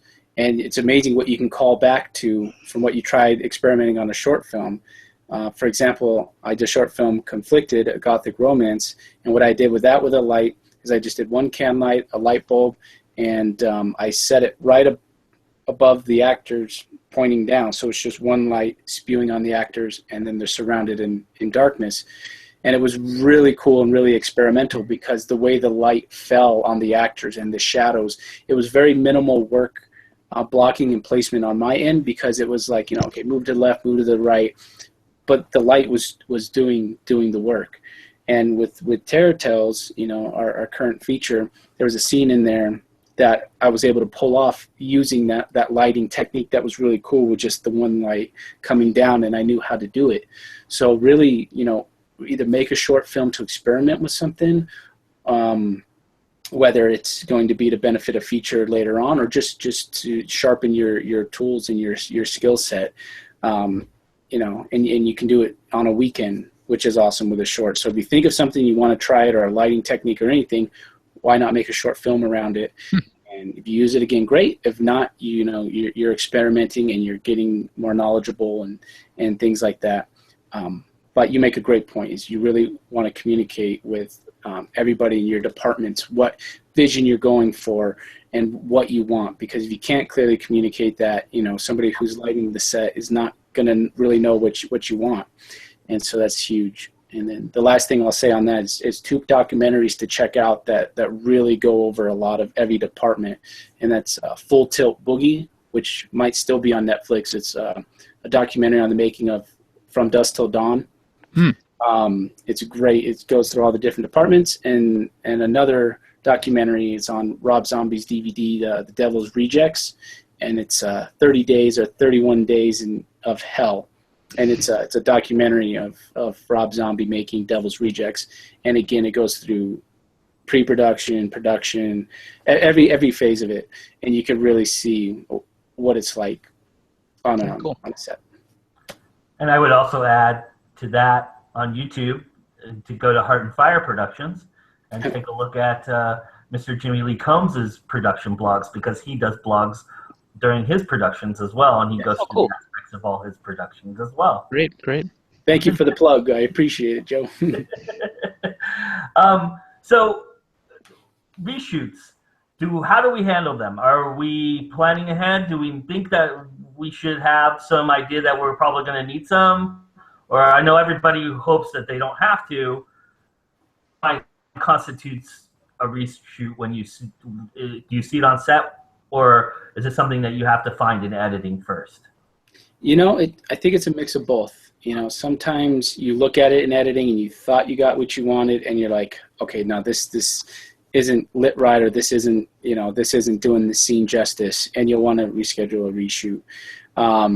You know, other times you'll be on set and you'll have a scene, or sometimes it'll be the last scene of the day, and you know, as far as thinking ahead, you can be like, okay, do I want to force this scene right now, or do I want to, you know, schedule it for another day and give it the time it needs? So you really got to assess it, and you know, if it's going to be rushed, or there's still a lot to do on a scene, you know, it might not even be worth doing it, because you'll shoot it, you probably won't be happy with it, and then you'll have to reshoot it. Or if you try it, you know, sometimes you're like, okay, that worked out well, that got us by. But usually that's when you do get into editing, and you're like, yeah, we shot it, but you know, it's going to be worth it to go back and do it. So, you know, usually try and throw in there, you know, there might be a possibility for reshoots, you know, for cast and crew, and try to allot those days, and really do them as soon as you can, because the longer you wait trying to get your reshoots, the more people drift away, or you know, might not be as easily available to bring back. So luckily, in my experience, it hasn't happened too often, because I try to avoid reshoots like the plague. But sometimes it's beneficial to the production, and it's worth it to make it right. How about as actors? I'm sure you dread reshoots, right, as actors, but are you thinking in the back of your mind, you know, if you don't have it that day, that you want to declare to the production maybe that there's a possibility that they could reshoot this and you could do it better? Or is it just a matter of you got to sometimes just let that go? From my perspective, I definitely like I like to get it the first time around if we can do so. But I also, because of the relationships that are established, I don't mind coming back. However, the further the time gets from our final shoot date, I mean, I had one recently working on Collider with Justin Lewis and Daniel Ford. My hair. So this is a warning to actors: don't augment your appearance or your hair or anything like that so much, because what I've found, and I'm not very good at doing hair color, but I couldn't get my hair color back exactly the same for a role that I was currently in. So we have to become master schedulers, whether we're directors or producers or actors. So we have to work within the confines of all the films that we have going on, because this is our passion. So we're doing other things when we get called for the old job. So I say, man, like a roof, you want to get it fixed so it doesn't leak. You don't want you don't want that to just linger. You want to get it done sooner rather than later, if at all possible. I'm probably restating and parroting some things that everybody else has said, but I mean, I have learned the hard way that where humanly possible, if you can schedule contingency days, it's really wise for all of those reasons. And you know, my reputation as an actor is as a character actor. I tend to go into very different than me roles all the time, so my appearance is constantly shifting. Same type of experience, and I've had times where I've been called just like you and like, oh, guess what? We need to reshoot this thing. I hope you didn't shave your beard. Well, you see, you know, and So, but that being said, if it was a good experience on set emotionally, it's like, oh, I get to come play with you guys again. That's great, The reunion. But really, I think it is wise where possible. And again, we're dealing with different kinds of budgets. We're dealing with different kinds of mad schedules depending upon how long we have people and all kinds of different reasons. But where possible, if you can schedule 2 or 3 contingency days soon after the shoot, if you can be looking at dailies every day where possible and really getting a feel for what you got, it will save your butt in many, many, many ways. And I have, like everybody else, have had those times where that's just not a luxury, and you have to figure out how to make what you've got work somehow. Oftentimes on set, you can tell. Oftentimes on set, you can tell that this is not going to work for one reason or another. We got to go back. But you do what you have to do. If that makes any sense. Yeah, and it's a very tough situation because it isn't until you get into editing, right? That you start seeing some of the things that were a problem, or lighting or performance or what have you needs to be addressed. So I don't know if you guys know this, but I've seen it on some of the films. While we're working on the film, they're already downloading that to the I don't know what, to editing, so that they can start editing immediately. Yeah. Is that where that's where dailies come in handy too, right? I mean, exactly. If you can, dailies is a process that can help that a little bit. Do you guys do that if you can? Do you guys watch the dailies? As a director, if humanly possible, then yes. You try to get as good an idea of what you captured as soon as possible. If you have the luxury of somebody on the set who can be doing some scratch cuts while you're filming, that's great, because then you get a better idea of how things are cutting together. Again, you don't always have that luxury though. It just depends on the scope of the project and how many people you've got on board to do different jobs. Basically, if you're doing everything yourself, then you probably don't have that luxury. It's you may just get an hour's sleep before the next day's shoot. Exactly. But if you do have that luxury to have a team, then you do want those people, putting together some rough edits so that you can start seeing how things are cutting, and you do want to sit down with your team and take a look at the dailies and kind of go, the lighting wasn't great there. Is that even worth trying to fix in post? Can we come back to it? So it's a great thing to have if you can get it, and if you can't, that's again where your pre-production saves you. If you've done your pre-production well, then you need a lot less contingency days. Yeah, I think you guys have debunked fix it in post, right?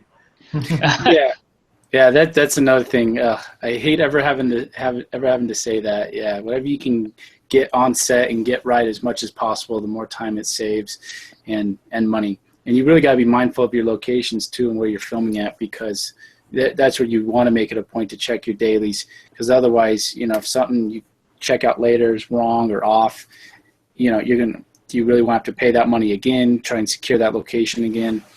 So even just thinking of your locations and budget and money, and sometimes, actors, what are we going to have to pay to get these actors back another day to shoot?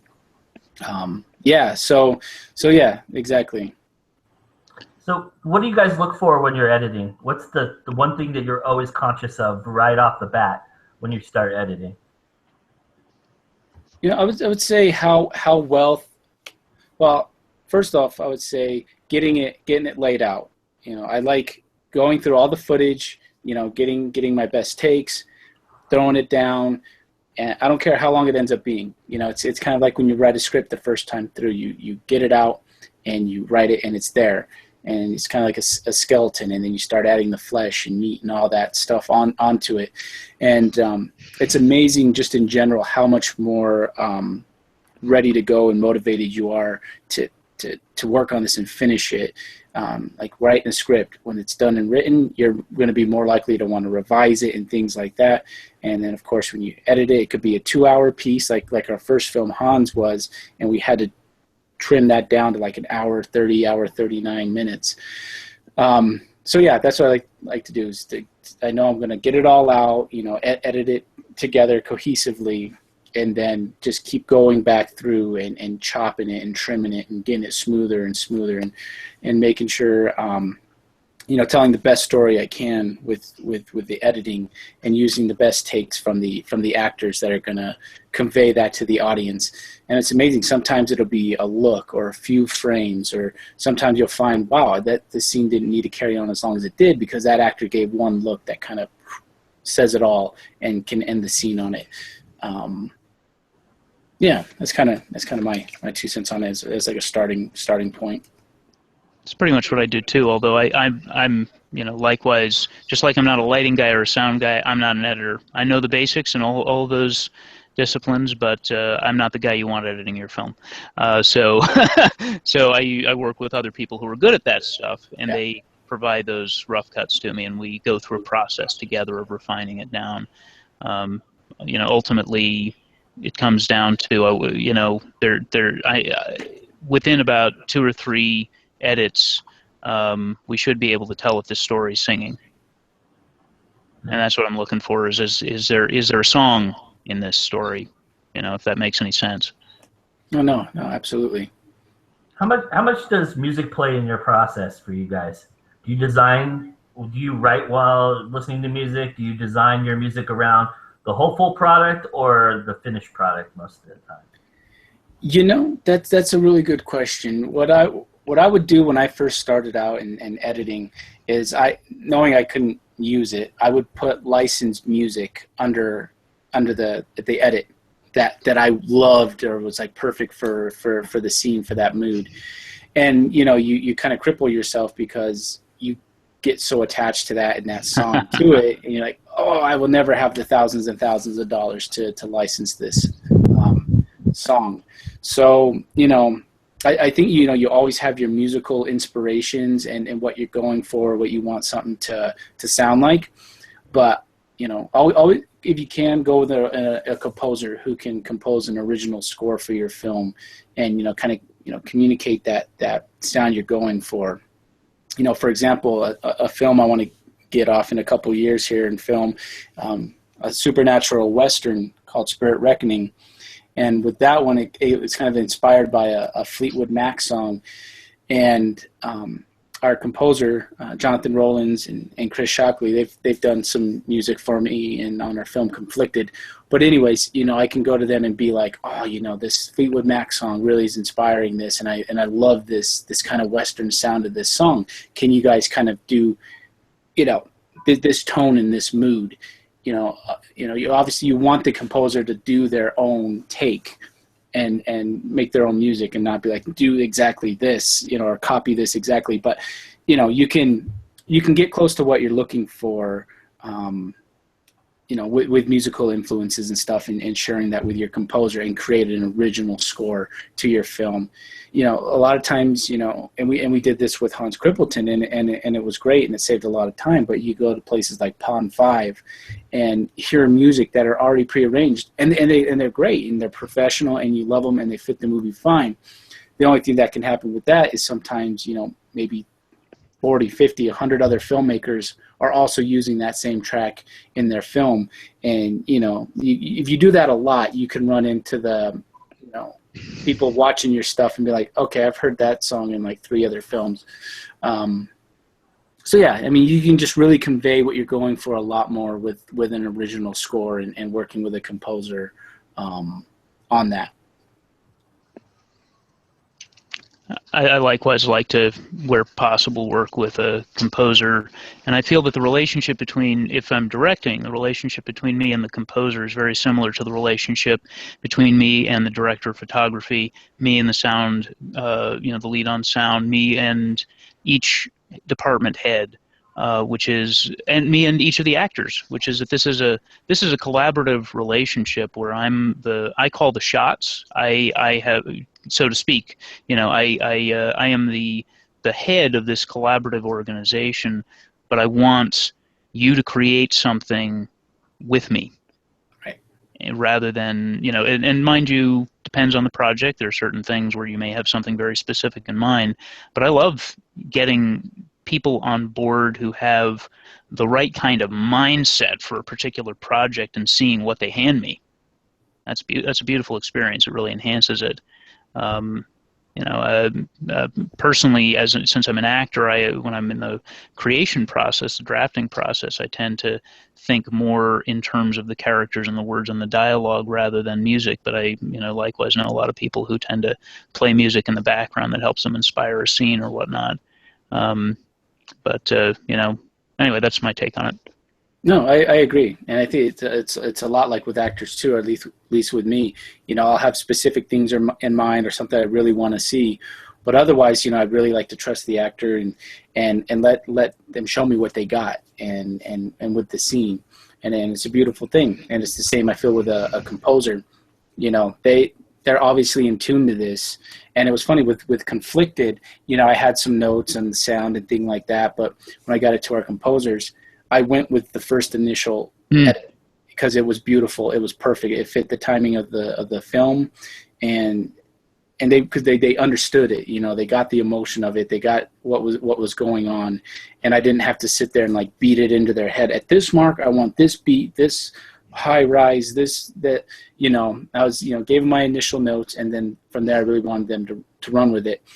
Because you want to, like you said, that collaborative process, and you want that person to contribute their art and their expertise, which is why you hired them, because you saw something in them you really liked or in their work. Yeah. How about you, Heath? Do you use music in your process?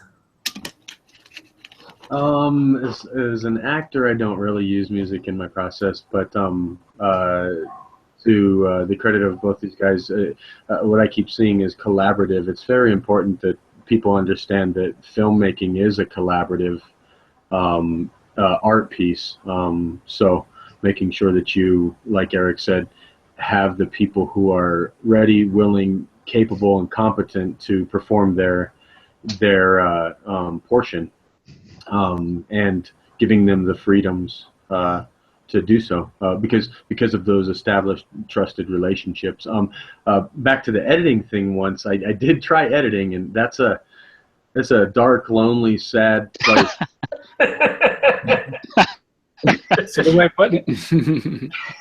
Especially if so what I had was I edited, and you can check them out at my website, but I edited both a dramatic and a comedic reel for myself. But here's the beauty. The beauty is that those were already completed films, and I just had to take snippets, put them together, and do a star swipe or a fade or whatever it was to get me to the next part. But the music was there, the lighting, the sound, the acting, all of that was already there. So I don't even know the tedium that comes with trying to piece all of that together and the score. I think you need to, I'll tell you, if I may, real quick, what I said in the first fairly long project that I produced. I didn't direct this piece, but I ended up, managing the post-production process. And this was John the Alien Interviews, which is about a 4-hour web series and science fiction dramedy. And I went to our composer, Peter Goritz, who's brilliant, by the way, and I said, what I want you to do, I know your work, you're really, I think you have the right mindset for this. I think you're very, very good at what you do. I want you to watch the work, and I want you to write me a theme song and a score that sounds like this feels to you. And, I get so many positive comments about the music in the show. People freaking love that theme song. People love, love the scoring, love the way that the emotions are underscored by the music in just the right way. And that's the way I like to work with a composer. Oh yeah, and it's crucial too. You'll be editing, and there'll be no music, just dialogue, and you're like, oh my God, this scene, did I really write it this well? But then you throw that music under there that is going to go in there, and it really umps up the scene. And it's not knocking the actor's performance; they gave a fantastic performance. But you add those emotional beats in there, and with the music and the cues, and it's like, wow, you need all those pieces. together. The same can be said of sound design as well. You know, creating that soundscape for your pieces. It's Absolutely. it's night and day, night and day. Yep. Agreed. So I come from another world as well as filmmaking. I published a book, and oh, sorry, different other world. I'm human as much as I know I am. I think I am. So I come from a publishing world, and I have a lot of author friends who are always curious about how much their book has validity toward becoming a movie, and they all think about it. I can vouch for the majority of them to know that they all think about it, and some of them do partake in actually physically turning their books into screenplays on their own, but they also know how daunting it was and how much emotion they had to pour into making their books. So sometimes you just, at that point, once you get it all out and you've done what you guys have done, I'm sure you can relate to this, you just want to walk away from it and let it be whatever it's going to be at some point, because you know, if you get too immersed in it, you'll go stir crazy. So what do you think some advice might be for them to know what kind of validity they might have with their book? What do you guys, if you guys are looking at source material that's not your own, what are you guys looking for? Well, you know, source material that's not like my own, what I'm looking for is, I think, with filming or anything, you know, the story and characters and how much I can relate to that. And if I really love something and I'm sucked into a character, I'll give you an example. There's these detective novels, these cop drama books called Jesse Stone. There's a whole series of them. There's even a show with Tom Selleck, really amazing, that they adapted from the books. But I got so engrossed in the character, and there was things I could relate to with the character and my personal situation, and I just loved how, you know, real and raw it was with these characters, and that makes me want more. So I feel whether, you know, filmmaker or, you know, an author, you know, when you really grab your audience like that and they want more, you know, you don't ever want to be defined by just one thing. There's only so much I think you can ride on that one book or that one film. You got to constantly be looking forward and, you know, and doing other films and other books or other projects. But if one is really popular, like a film, and it takes off, it's like, yeah, why wouldn't you want to make a sequel and keep those going? And I think it's a lot easier in book form, and I think it's more successful in book form and gets beaten in the head less, because I think more so with films you hear, oh God, how much more are they going to milk these films in this series? Whereas with books and for authors, I really feel they can have, you know, 10 novels and each one could be really solid, or, you know, there may be one or two, you know, weaker ones in there.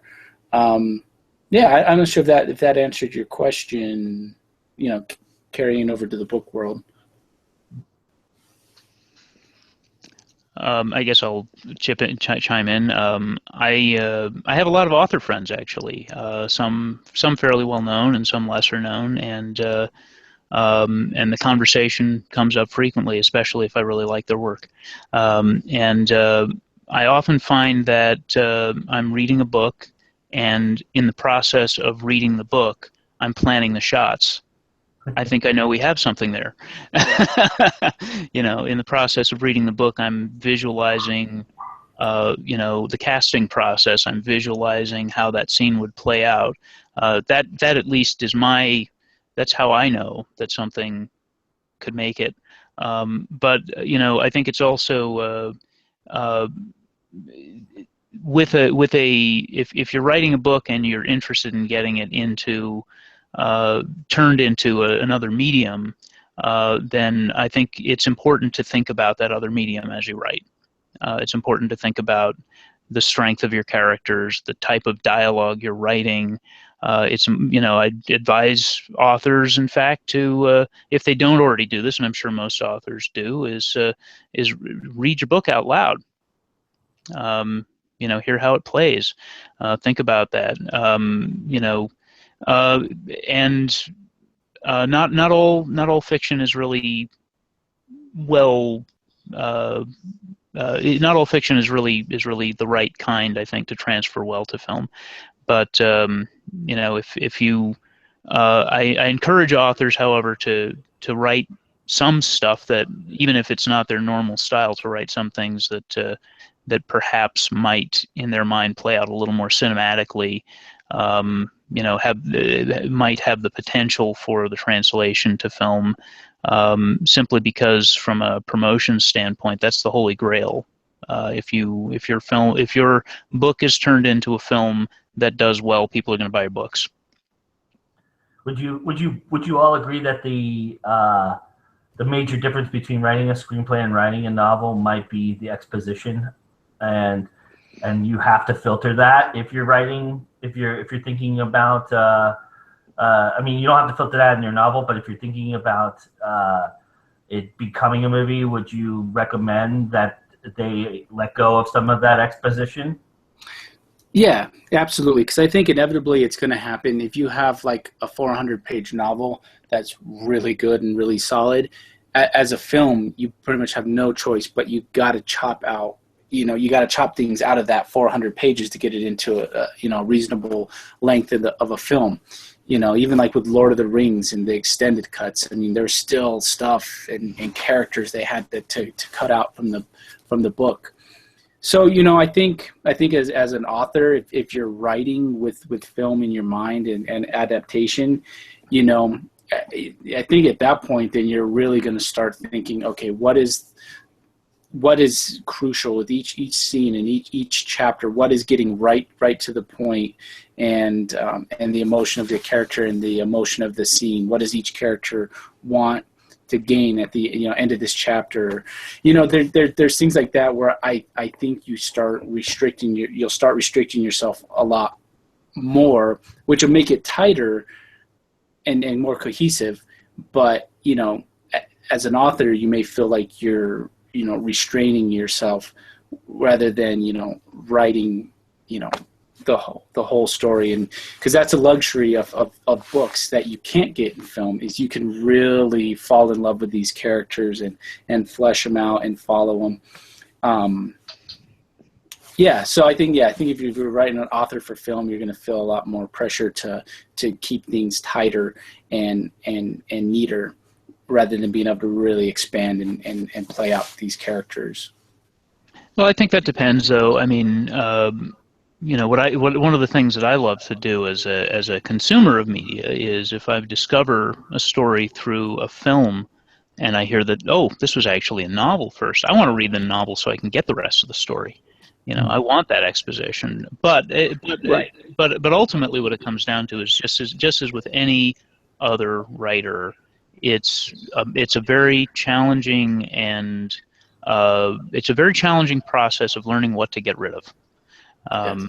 But I will say this, you know, so some of my writer friends have said, you know, I really want to turn this into a screenplay. Do you have any advice? And the first advice that I give is figure out how you can, you know, figure out how you can say more with less. And be aware that as a filmmaker, you know, if I were helping you to adapt your book into a screenplay, I may take this entire chapter and tell that story with a single shot, and you know, but I may want the rest of that story in your book. I guess it's basically comes down to, it's always a fine process, both in screenwriting and in writing a book, of figuring out how to tell a story succinctly, but give it enough time to breathe too. I agree, and having done this a while ago, I wanted to try and adapt a Nicholas Sparks book, you know, just try and pitch it and whatever, big pipe dream. But, you know, it was I was finding that I really loved the book, but then you're reading it, and you got to see, okay, can this side story in the book, you know, go? Does that have to go? You know, and it's tough because you love parts in the book, but then, you know, you start reading through it and looking at it from a filmmaking perspective and in a script, and it's like, okay, this story, this side story is really taking away from the main story too much. So, you know, that might have to go. Otherwise, it's going to tack on another, you know, 30 minutes or 40 minutes onto the film, but it's not the core essence of the film. You know, so yeah, and I agree with what you said. You know, you'll watch a a movie and you say, oh, based on this novel, and then you read the novel, and you are in for a treat. So, I think this kind of what I was saying, an author can kind of cripple themselves if they're writing specifically for film, because if they have a really good, rich book and they write it the way they want, it's going to be up to the filmmakers who are adapting the book to chop out those bits and tell the best story they can. But, an audience member can reward themselves by reading the book and getting more character development and bits and pieces that aren't in the film. And then some authors, adapt their own stuff themselves. So I think they have an easier time of knowing, the 3-act structure and stuff of a script. And so it's just different variables, and it depends on the author. So would you say that if you're an indie author looking at an indie pub to try and do something maybe in the filmmaking world, that a treatment is a good place to start? Take your novel and try and put it into a treatment, and I'll let you guys explain what a good standard treatment might be, so that they understand what they're condensing. Yeah, absolutely, man. I mean, with a treatment, it gives you the opportunity to whoever you're pitching it to, or wanting to back it, or whatever it may be, or whoever you want it to get made, because you can tell the most solid story. You can tell it, 2 pages, 3 pages, 4 pages, 7 pages. I mean, treatments can go up to like 20 pages. It just really depends. But you can really tell a very cohesive idea of what your story is in the treatment, and that'll capture somebody's attention, and they'll know, okay, first act, second act, third act, these characters. Somebody can read it without having to go through like 120 pages or 80 pages, whatever, reading a whole script. They can see right there in that treatment, okay, I love where this is going. I love this vision, or what this person has in mind. I want to pick this film up. I want to produce it. And it can be beneficial for an author, because especially as filmmakers, we can get really, really busy with films and projects, and you can present us something we can read in like 2, 3, 4 pages. We really love what we read and can invest ourselves emotionally into it. We're going to be more likely to want to pick it up. What do you think, Eric? I agree. I mean, I always, anytime, it goes back to our first or second question about when people come and ask about, I have this great idea for a movie. Yeah, put it into a treatment. It's a critical process to see if you really have a story that can be told in movie form or series form or visual form, and it's a critical process to help you boil down your thoughts into something that is detailed but succinct. And so I always say do that first, and take your time writing that treatment. Make it a good treatment. And that's in my writing process, that's typically my launching off point, is if I can't put this into a treatment, I can't write a script. But if I can put it into a treatment, I refer back to that a lot. Things will change as I write the script with my team, but it's my point of reference. This is what the story is. Yeah. So we have a good jumping off point. Yeah, we have a couple questions. One directed directly to Jimmy. What is your favorite part of your process? Do you like the writing, directing, or acting? Ooh, that's a really good question. I love the writing and the directing. I think those are the two I love equally, writing and directing, because I always loved telling stories ever since I was a kid, and I love being able to write a story and bring it onto the big screen and bring the actors, and at the director point of it is working with the actors and the crew. I love that. I love being able to see your vision come to life on the big screen, and it's very rewarding, especially if you're doing something that somebody else can relate to. A lot of times it feels like you're not alone when somebody goes to you and like, oh my God, I could totally relate to your film, or I've been there, and that's so rewarding. So I love the writing and directing of it, and those would be if I could focus on. But I like doing cinematography and editing, and those as well. And it does make you more versatile, but ideally, if they could write and direct, that would be what I would do.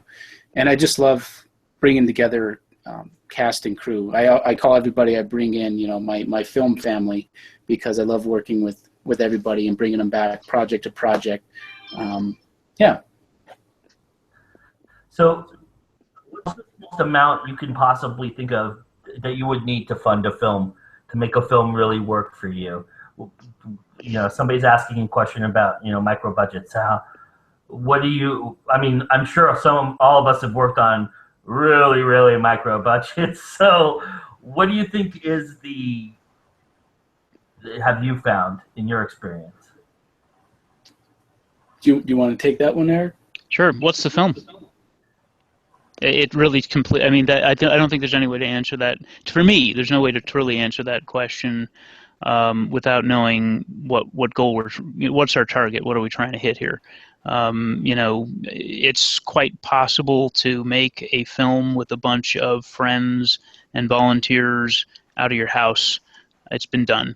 And so what's your budget on that? Well, can you feed everybody? And is everybody on board? And, there's your budget. But it really just depends on the scope. I think the most important thing, from my point of view, is to try not to accomplish a project that is too big for your budget. There are certainly, we as indie filmmakers have lots of ways to get around things and to come up with, we constantly have to innovate to create better looking visuals, better looking everything, better sounding everything, often on very small budgets. But I know a lot of filmmakers who, for example, have attempted a giant epic on a teeny weeny little budget, and they do not have the skill sets to accomplish it, and it sure looks like it, and no one cares. I'm sorry, they don't. It's our job is, people don't care just because you made a film. They care because they either do or don't care about what they're watching, and so it just really depends on what the project is, and that's the best answer I can give. I agree with you, Eric, that scope is very, very important. You can't really make a decision either way if you don't know what the scope of the project is. However, I have seen some projects that have tens of thousands of dollars and they haven't come out quite as good as those that had only $2,000. So there is something to be said for vision and commitment and skill set from some up and coming people. And that's just been in my case that I've seen some things. Yeah, totally. I think we've all seen, in fact, to your point, I think we've all seen films that have comparatively large budgets that just, weren't terrific. And I've seen films that were made for several $100,000 that look like they were made for $20. And I've seen films that were made for $20 that look like they were made for $10,000. It really, you got to know who you are, who your team is, what you can accomplish, and then you determine, and what the scope of what you're going to do is. Then you can make a budget. Scope. So, one other question is, have any of you guys on the panel submitted to film festivals? And is it hard for an unknown to get accepted to these kinds of festivals? Good question. That is a good question. I would say with festivals, having gone through this with our first feature film, is, you really want to research your festivals. You got your top tier festivals, and they just kind of go down from there. Research what they're showing and what they've shown in the past. Films that have won. What type of films. If you're submitting a comedy film to a horror festival, obviously that's not going to be the right fit. And even like a horror festival or a festival in general, they may not want your comedy horror. So by researching the festival and seeing what kind of films that have won in the past and that they like showing, that can certainly help. I think at the end of the day, whether you got name actors in your film, you're an established filmmaker, or you're an underdog up and coming, if you make a really good film, and that people care about the characters, the story, things like that, you're going to increase your chances. The reality is now more than ever, thousands and thousands of films are getting submitted to film festivals, and a lot of times, you don't ever want to beat yourself up because your film was rejected at a film festival, because it might just simply be they had too many submissions and your film was fantastic, but they couldn't fit it into the programming. So yeah, and again, going back to budget and how much you want to spend in the festival circuit. Some people spend thousands and thousands of dollars and only get into 1 or 2 or 3 festivals, So just know going in, if you want to go festival heavy, or if you want to, research those top tier ones and get into the bigger ones, and, again, research your festivals, because some festivals are kind of a waste of money because they may get 20 people that are sitting there watching the film. And yeah, any exposure is better than no exposure, but you can start throwing a lot of money at festivals that, aren't going to, even if it is accepted, aren't going to do much. But on the flip side, you got a laurel leaf accepted into this film festival, and especially come marketing, you can slap that onto your DVD, or so it helps. It depends on how much you want to spend on the festival circuit. And if you do get into these festivals and you do get into these top tier festivals, you want to budget in the traveling and expenses, because you do want to make these festivals, you want to network, you want to communicate. And, I think for a lot of filmmakers, this is a way to crack into the industry. If you want to try and make a name for yourself, is get into one of these top tier festivals like South by Southwest, for example. And especially if your film wins, yeah, it's going to be, it can open up a lot of opportunities for you, and it'll help your film's momentum, which is a hard part, is getting your film out there and known.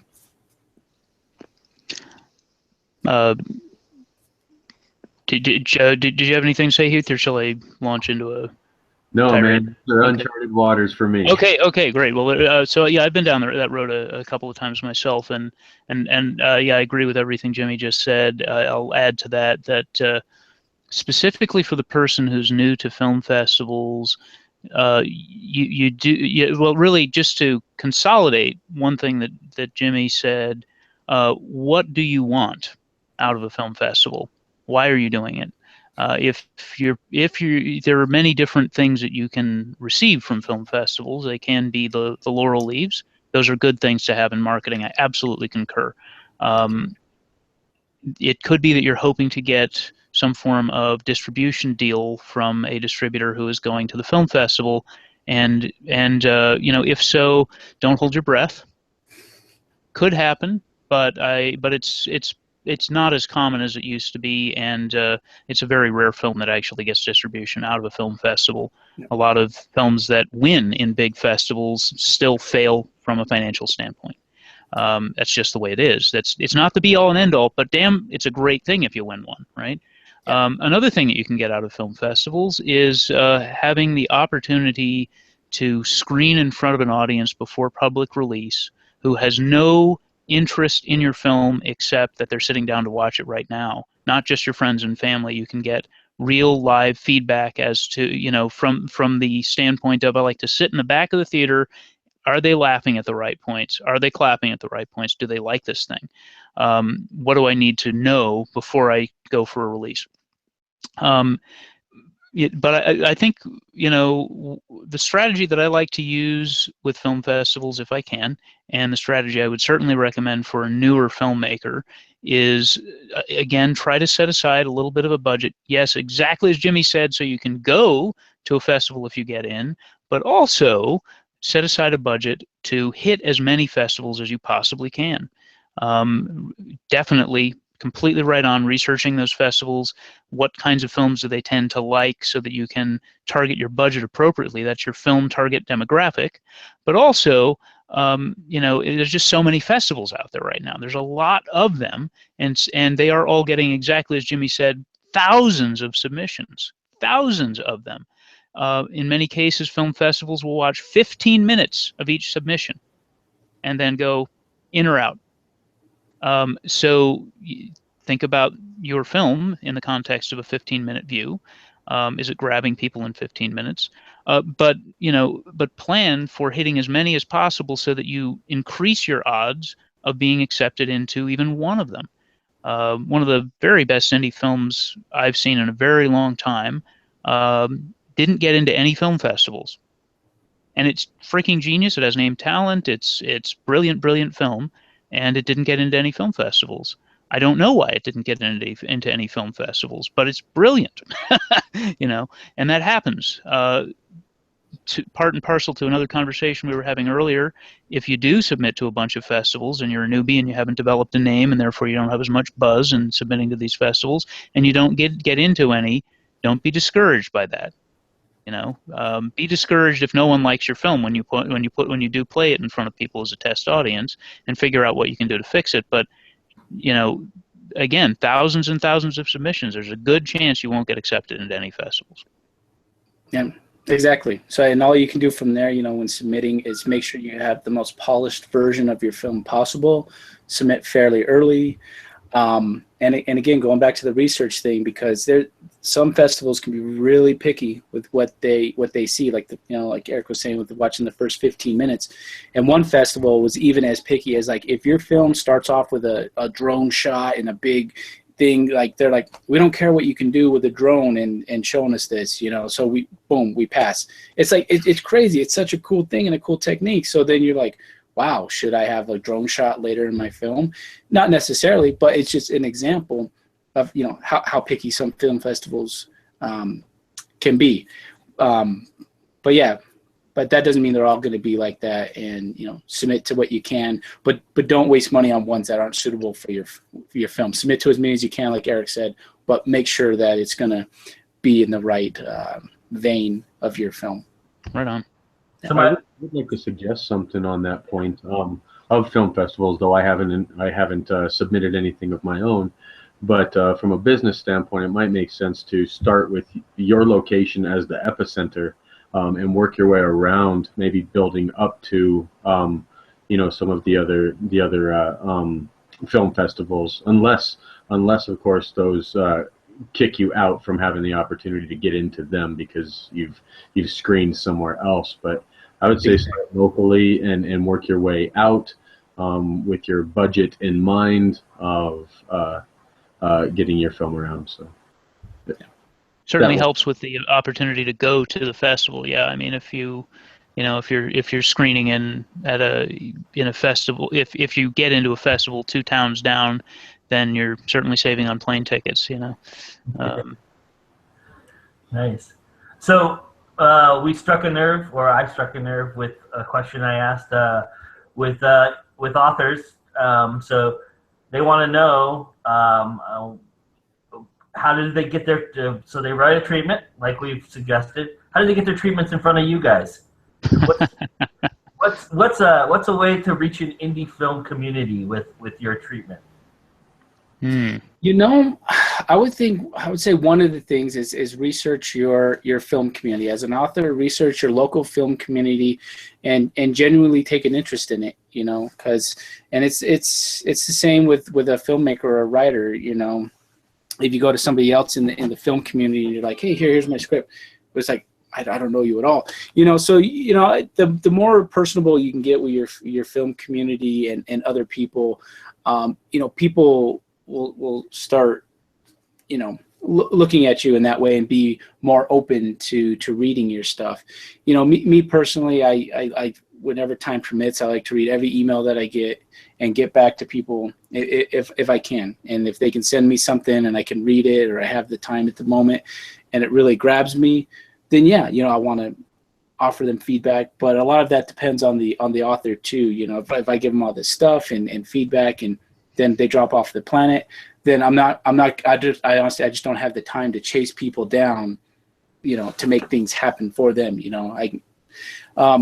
So I would say, for an author, get familiar with your film community, start networking and talking to fellow filmmakers, And then, as you're having these conversations, you can be like, yeah, I have this treatment for a book.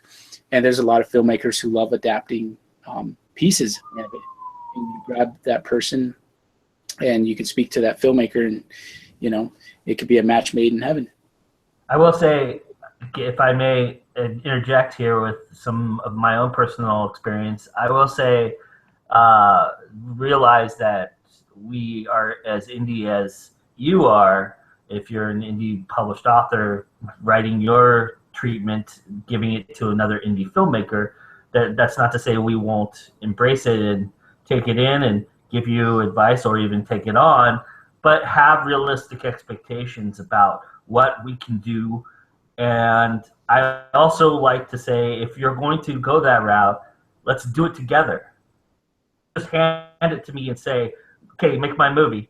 I want to involve you in the process, because I think part of the great thing about what we do is that we've been harping on it all night, collaboration. And I think it would behoove the author, if they want to get into this kind of idea, that they could actually be a part of it and experience it.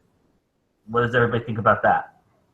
I agree. I agree 100%. And it's even like when I've directed things, I'll use Hans Cribbleton as an example, because Kevin Ward he wrote it, but it was such an amazing collaborative piece, and it always is with Kevin, because we always meet up, we talk, and it's great when on set you can go right to the screenwriter, and if you have a certain question or because that person wrote it, and regardless of what people think or egos or whatnot, nobody really knows the material as good as the writer, the person who wrote it, and these characters. So I love that collaborative part of it, and I feel it's the same thing with an author. The more you can bring the author in on the collaborative piece, the better and the more beneficial for the project. I think that's I'm sorry, please go on, Heath. Yeah. Oh, thank you, Eric. The one thing I do want to, because I know Kevin as well, and before him, I hadn't seen anybody actually do what he did to take on the daunting task of actually creating a feature film, writing it, starring in it, makeup, and all this stuff. And he sought out Jimmy Lee, so again he started picking up all of these parts through Jimmy Lee to facilitate the production of his film. But I would venture to say that it would behoove a writer, whether a novel or a short story writer or something, to maybe network with the film community,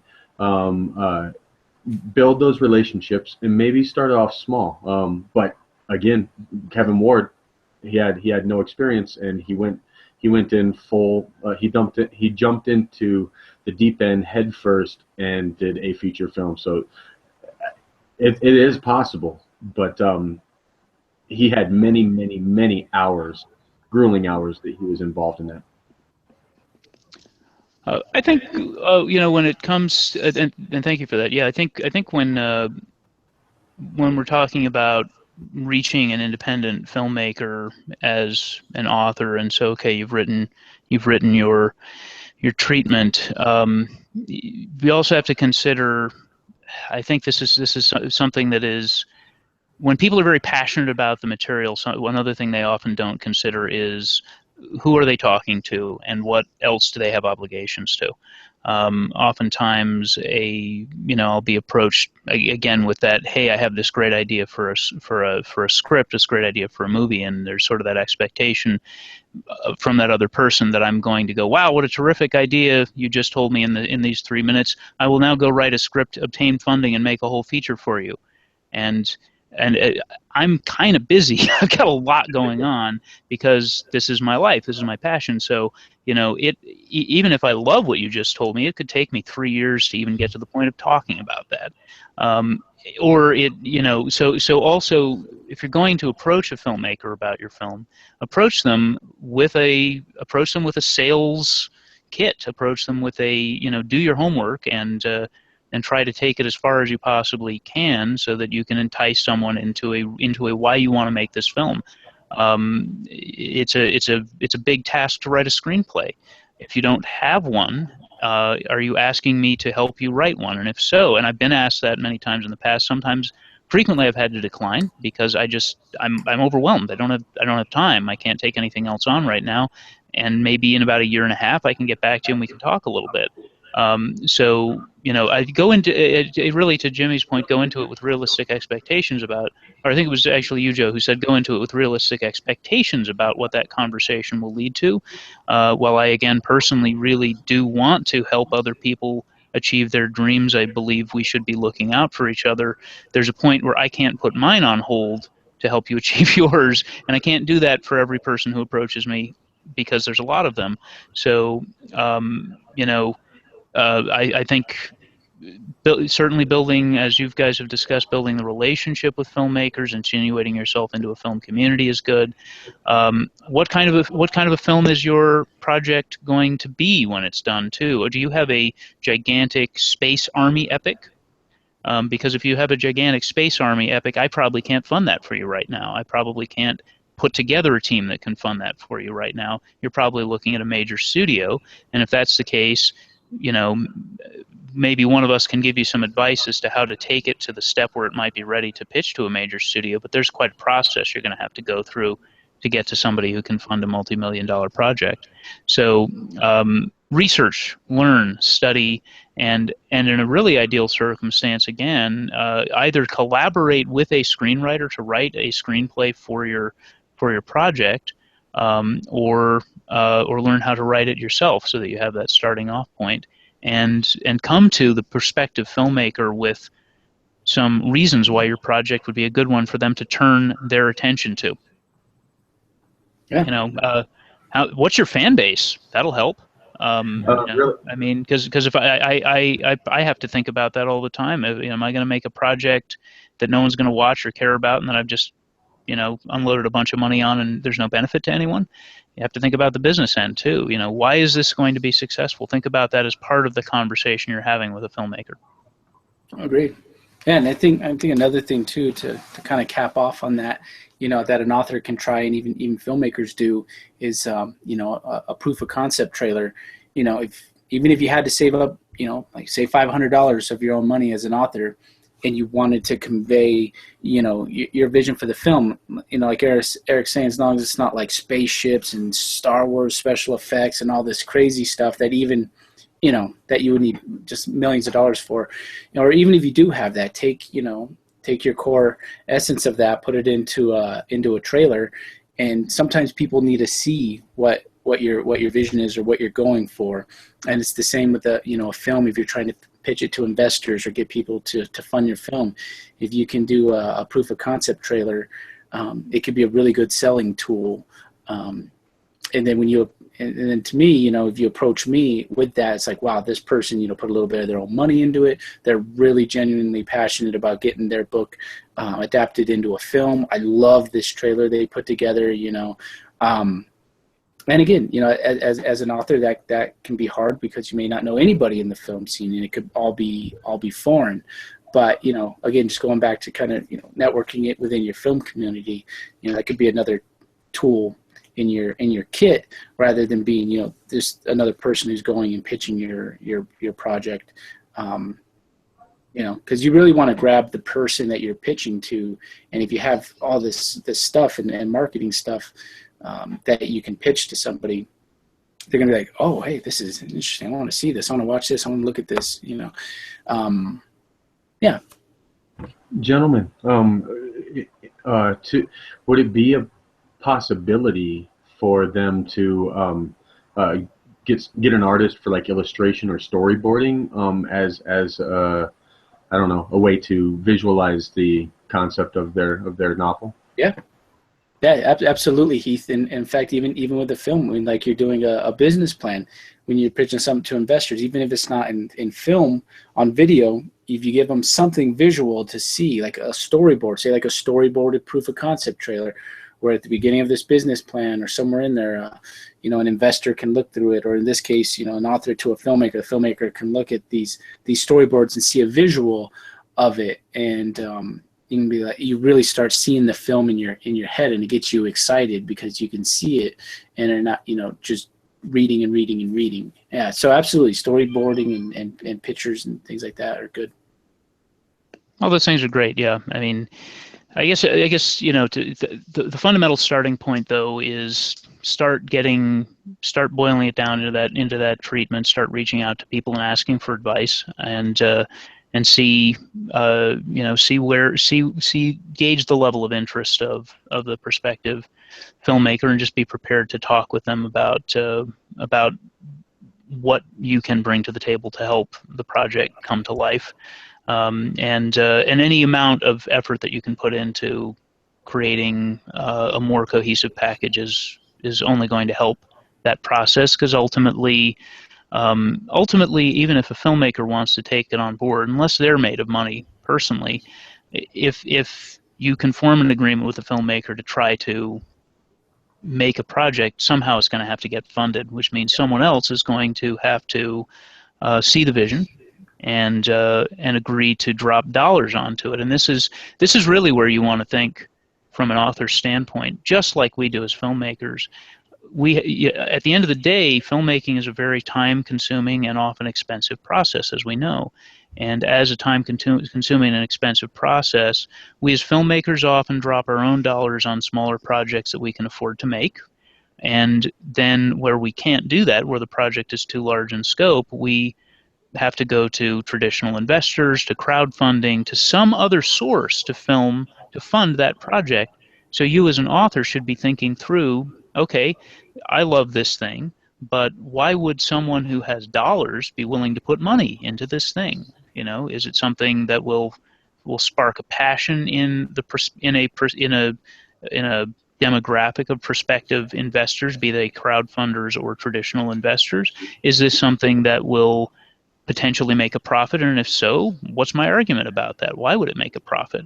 If I have 3 readers and they're my mom, my sister, and my cousin, and they all love my stuff, but no one else has ever read it before, how am I going to make that value proposition to the prospective investor?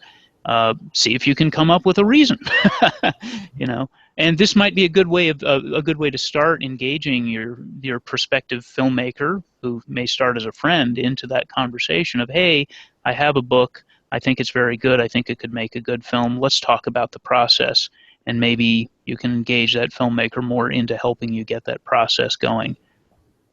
And I'm going to answer the one question that has also been left on here about, do you need to be localized in order to have success connecting with people? And that's the great thing about where we are as a community now. We're on Facebook, we're on Twitter, we're everywhere that you can possibly, and this lovely thing that we call video that we all are on right now, we can actually have physical interaction miles and miles away from one another. And it helps that if you're local, because then you don't have to worry about time zones and spending time trying to figure everything out. But you can get us from anywhere, and being indie is something for you as an author as well, I think.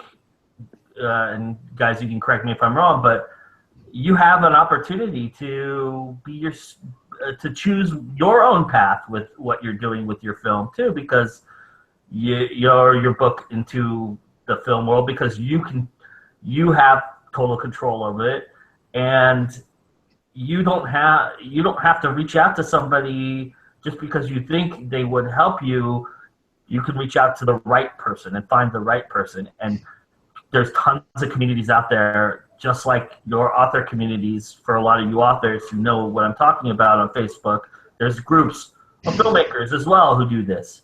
And that's part of the reason why I wanted to do this show, is because I do think that we all connect and we all get together and we can find one another. And I think that's what this helps do, right? Bridge the gap. So what do you guys think? Is that pretty accurate in your estimations?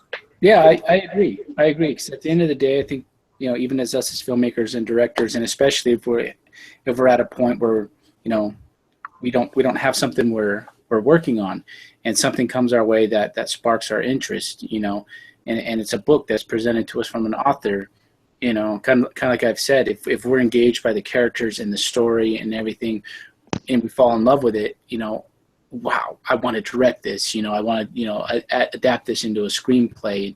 You know, you become really excited to take on that project and get it adapted and turn it into, you know, and turn it into a film. So yeah, absolutely. I think you definitely, you know, collaborate that way.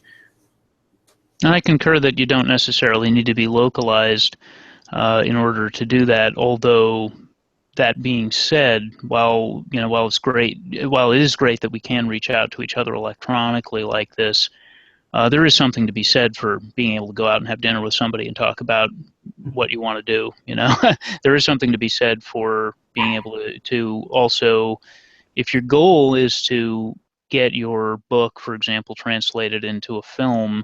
If you are closer to other people, that does cut out some budgetary concerns. It does make it easier to assemble a team. You know, if you are where the filmmaker is, it does certainly speed up the process. But at the end of the day, I think you're right, Joe. It is a matter of finding the right people to collaborate with, and these electronic tools do dramatically help in that. You know, because maybe there's nobody in your town who makes movies who, you know, is going to click with your project, but maybe I will. Yeah. So that being said, my last question for my awesome panel, who have been so awesome. Thank you guys so much for doing Our it. pleasure. You guys are so. Indeed, a pleasure. It's just been really awesome. Where do we see our industry going in 5 years? Do we ever think there will come a day when movie studios become obsolete? And how about movie theaters? Are we headed that direction? Because that would really movie theaters would really break my heart. But movie studios, I could watch those go away. You know, I don't know about anybody else, but what do we think? Where do we see ourselves going? Is it a little bit? It's probably a little bit further than 5 years down the road for that kind of idea, but. Where do you think this is headed? Because we're all going really fast and cascading toward a different era in our business. Wouldn't you agree? Yeah, agreed 100%. And that's the thing with, you know, video on demand and you know, reaching people through all these platforms, Hulu and Amazon and iTunes and things like that. And a lot of people now, it's just how it is. They're spending more time at home and watching things and streaming them and all that good stuff. And, you know, less people are going out to the theater, and it's just movie ticket prices go up. Like every time I go to the theater, it's up another 25 cents. You know, it gets expensive going out to the theater. But, you know, theaters are still going to be around for a while. And I know, you know, they're always trying to do something to make it more, you know, innovative and bring people into the theater. You know, you got really nifty pop machines now at AMC, and you got really comfortable recliners and the IMAX experience and the sound system. And there's all these things that are still very much worth it to go to the theater, because, you know, you can't get that at home. You can have a nice expensive theater system and try and duplicate it, but you can never replicate the experience of a big IMAX movie or watching it on there and the sound. It's amazing. And I know theaters will continue to, you know, try and entice people into the theaters. And one of the things I think is slowly getting there is, I think they call it like 4D, where, you know, they'll like spray you with water and smoke and things like that to kind of go along with what's happening on screen. And, you know, some may call it a gimmick or, you know, whatnot. And same with 3D movies. There was a big phase with that, and I think that's kind of phasing out a little bit. But, you know, I think there'll be innovative ways and things that studios will, you know, want people to come into the theater. And at the end of the day, I'm pretty old school, and I love the theater experience. And like I said, I just don't think you can get that at home on video on demand. But it's the direction it's going, you know. It's the same debate with physical media, you know, slowly. It's still not dead. It's still viable. DVDs are still viable. Now Blu-ray, now 4K movies, all that stuff. But it's just such a digital world that it's tough. But then, you know, Hollywood can kind of shoot themselves in the foot if they're just cranking out crappy movies. Then people are going to be like, oh shit, I don't want to still spend $14 on that. I'll spend $2.99 and rent it when the movie comes out. You know, so there's always that. I think that kind of responsibility of the Hollywood system, and and stop banking on reboots so much. You know, it's not all they do, but I mean, yeah. So that's a whole other topic. yeah, exactly. We keep going. Yeah, we'll save that for another panel where we have Right. a whole day to talk about that. One quick thing. I know I want the both of you to chime in too, but isn't it part of the ethereal experience for an indie filmmaker to have their film? Isn't that our goal, to have it on the big screen? We all dreamed of that, and that's the moment that we wait for. It's what really movie theaters mean to us tremendously in that respect. Well, Yeah. either that or to either that or to see 2 million views on YouTube. Exactly. Yeah. It depends on the filmmaker and their amount of validity. You know, it is kind of a holy grail, if you will, for an indie filmmaker to get a theatrical run, even if it's a small theatrical run for your film. Doesn't always mean it's going to be the boost that the film needs to take off and be successful. But it is really gratifying, you know, to be like, yeah, we got a screening in a theater here, and it is really cool. And you can even, that's what's great about today's filmmaking world is, you know, I mean, it's on a lot smaller level, but you can do something locally, or you can go to another state and set up something with a theater to have your film screened and on a theater. And regardless, you're still needing to bring butts into the seats. So, you know, that's really important. But like Heath was saying, you put something on YouTube or your film and do it all video on demand and see, 1,000 likes, in like a day, or, millions of views. And that's very gratifying because you have people that are watching your film. And at the end of the day, you ultimately want your film watched. I'd rather have, my film watched by millions on like YouTube than like 5 people that showed up at a theater for it.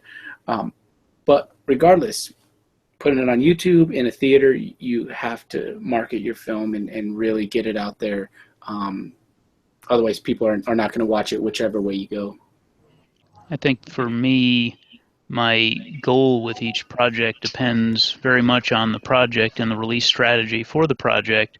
But fundamentally, I want each project in its ideal to artistically have meaning to people, to make them feel, think, to make them, I want people to fall in love with the work, and I want it to affect people in some meaningful way. And I would like it to monetize in some meaningful way, so that I can continue to do the work. And those are the 2 key goals for me. Even with an online release, there are going to be opportunities to screen in front of a live audience, and I can get that emotional hit from it. And even with a film release, there's going to be opportunities for it to be seen on the internet and get lots of hits if it's successful. I think, though, in terms of the overall future of the film industry, I don't think the studio system is going to disappear anytime soon. I think instead we're going to see more big studios, because that's what we're seeing right now. About 10 years ago, there was no Netflix studios, Amazon studios, Hulu studios, et cetera, et cetera, et cetera, et cetera. There are just new, innovative ways to distribute, and companies with a great deal of financial power that are making a new footprint in the marketplace. And the big studios that exist are finding ways to innovate as well. Sometimes they're reverse innovating by following, the footsteps of others who have done things like, I think most of the major studios are creating their own online channels now with a paid subscriber base to compete with Amazon and Netflix and so on. And I don't know if those things are going to be as successful as an Amazon or a Netflix, but when you have billions of dollars to put into it, it'll do something. I think what's most likely going to be the future of our industry over the next 5 years and beyond is that, because, again, as we kind of started this conversation saying, there is a need for quite a lot more media now than there has ever been at any point in human history, because 24/7, 365 across planet Earth, people are watching video online. And in theaters and on television and on, there are more cable channels than at any point in previous television history. There are more movie theaters than at any point in history right now. And all of those all of those venues, online and otherwise, need to have some kind of watchable content going, which means that it falls to us to, as the indie filmmakers, to innovate in ways to efficiently and brilliantly create excellent content that people will want to watch and fall in love with. And we're going to have to do it faster and better than ever before, just as the studios will. But the studios are still going to be at the top of the heap. I mean, with so many years of history and so much gravitas and access to the biggest names and the biggest marketing budgets, the next big comic book film is still going to make a zillion dollars. But I think what's likely to happen is that there will be lots more niche fan bases, smaller pockets of fans looking for additional content when they run out of stuff on Amazon and Netflix, and that's where our opportunity arises. Well said. I agree. I think there's also, and as a side, I think there's also going to be I think the indie theater is still going to exist. The small mom and pop theater is still going to exist for the very reasons both you guys mentioned, that there's something that happens when you go out to a theater and make it an event. And the big theaters will certainly be there because families are looking, for example, for an opportunity to go see a big movie and spend less money than they would on some other event to get their family entertained for a couple of hours. So they'll go see the next Avengers movie or whatever. But there's still going to be a community of people who are interested in smaller, maybe more, I don't want to put those movies down, but more thoughtful films that are based on a broader array of subjects and want to share that experience together. And so that I think that's still going to exist as well. That's awesome. All right, guys, let's go down the line. Mr. Schumacher, why don't you tell everybody where they can find you? Oh, well, okay. So, again, I'm Eric Schumacher. You can find stuff on me on IMDb. You can find stuff on me at SeelieStudios.com. That's my little production company. That's SEELIE Studios with plural.com. I'm all over Facebook, Twitter, LinkedIn, wherever. Just type in my name, and I'm not hard to find. And do look for, I'm not sure exactly when, but probably within the next year, the hopeful release of Tombstone Rashomon by Alex Cox, which I'm extraordinarily excited about having been a part of. And we're still okay with Benedict Cumberbatch, right? You're not you're still holding that. Yeah, you reminded me. Okay, I'm sorry. Backstory here. So in our last interview, I mentioned that I was kind of upset that Benedict Cumberbatch got to play Doctor Strange because that's one of my dream roles, and I kind of went, well, damn it, if somebody has to play him, I guess he's all right. Damn it. All right, Mr. Heath, that's awesome, man. maybe they'll do like a TV adaptation, and you can get a. I'm all over it, man. I mean, if that happened, he can do the movies. That's cool. I just want my time on screen as Doc Strange. I'm not a doctor, but I played one in the cinema. Mr. Heath Hine. First of all, I just want to thank all of you guys, man. This has been probably just as enlightening and enriching to me, just being part of this and listening to your take on this. Brilliant, Eric, Jimmy, Joe. Thank you. To find me, just go to heathhine.com, and you'll see all my movies, all my pictures, my life's tale, and you can find me on Facebook too. And his last name is Heine. For yeah. It's normally but I don't like to make an ass out of myself. And then Mr. Jimmy Lee Combs. All right, Jimmy Lee Combs. And just want to give a shout out to my film family, of course, and thank everybody, and you guys all know who you are that are with me with every film project. And I can't do it without you guys. So thank you so much, every project, bearing through it with me and getting it done. So you can find my work, www.heartandfireproductions.com, AND. Facebook, under Jimmy Lee Combs. All my updates go through there. Our current project is Terror Tales. It's a horror anthology, and you can find that on Facebook. Just type in Terror Tales Movie and go to www.terrortalesmovie.com. And also our web series, Bored as Hell, and you can find that on Facebook under Bored as Hell. And it's a really funny comedy horror web series. Which stars Mr. Heath Hine? Yep, Heath Hine is Satan. Oh, wow. Very cool.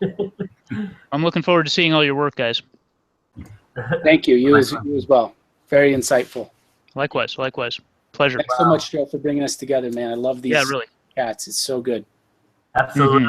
And we'll do it again very soon, I promise. You guys were wonderful. I also want to thank Mr. Andy Lefton. Yes. Had to leave us early. I'm sure he's watching, though, and I appreciate that. And I appreciate everybody who watches. And make sure you subscribe, like, and comment on everything that we do here at Go Indie Now. And you can find me. I'm Joe Compton at GoIndieNow.com, Facebook.com/GoIndieNow. And our YouTube channel is actually, if you search Go Indie Now, I should be the first thing that comes up. So, but you can also go through our website at Go Indie Now and find our YouTube channel pretty easily. I also want to mention, for those of you who like to listen and not watch, I will be posting this as an audio podcast. For those who would like to download that, you can go to goindienow.podbean.com, Podbean, and that is where you'll find all the audio podcasts of all the shows that we do. And you can also get that on our website as well. It's there pretty much on the front page. I want to thank Mr. Eric Schumacher, Mr. Heath Hine, Mr. Jimmy Lee Combs, and Mr. Andy Lefton. And we can all agree it's always time to go indie now. Bye.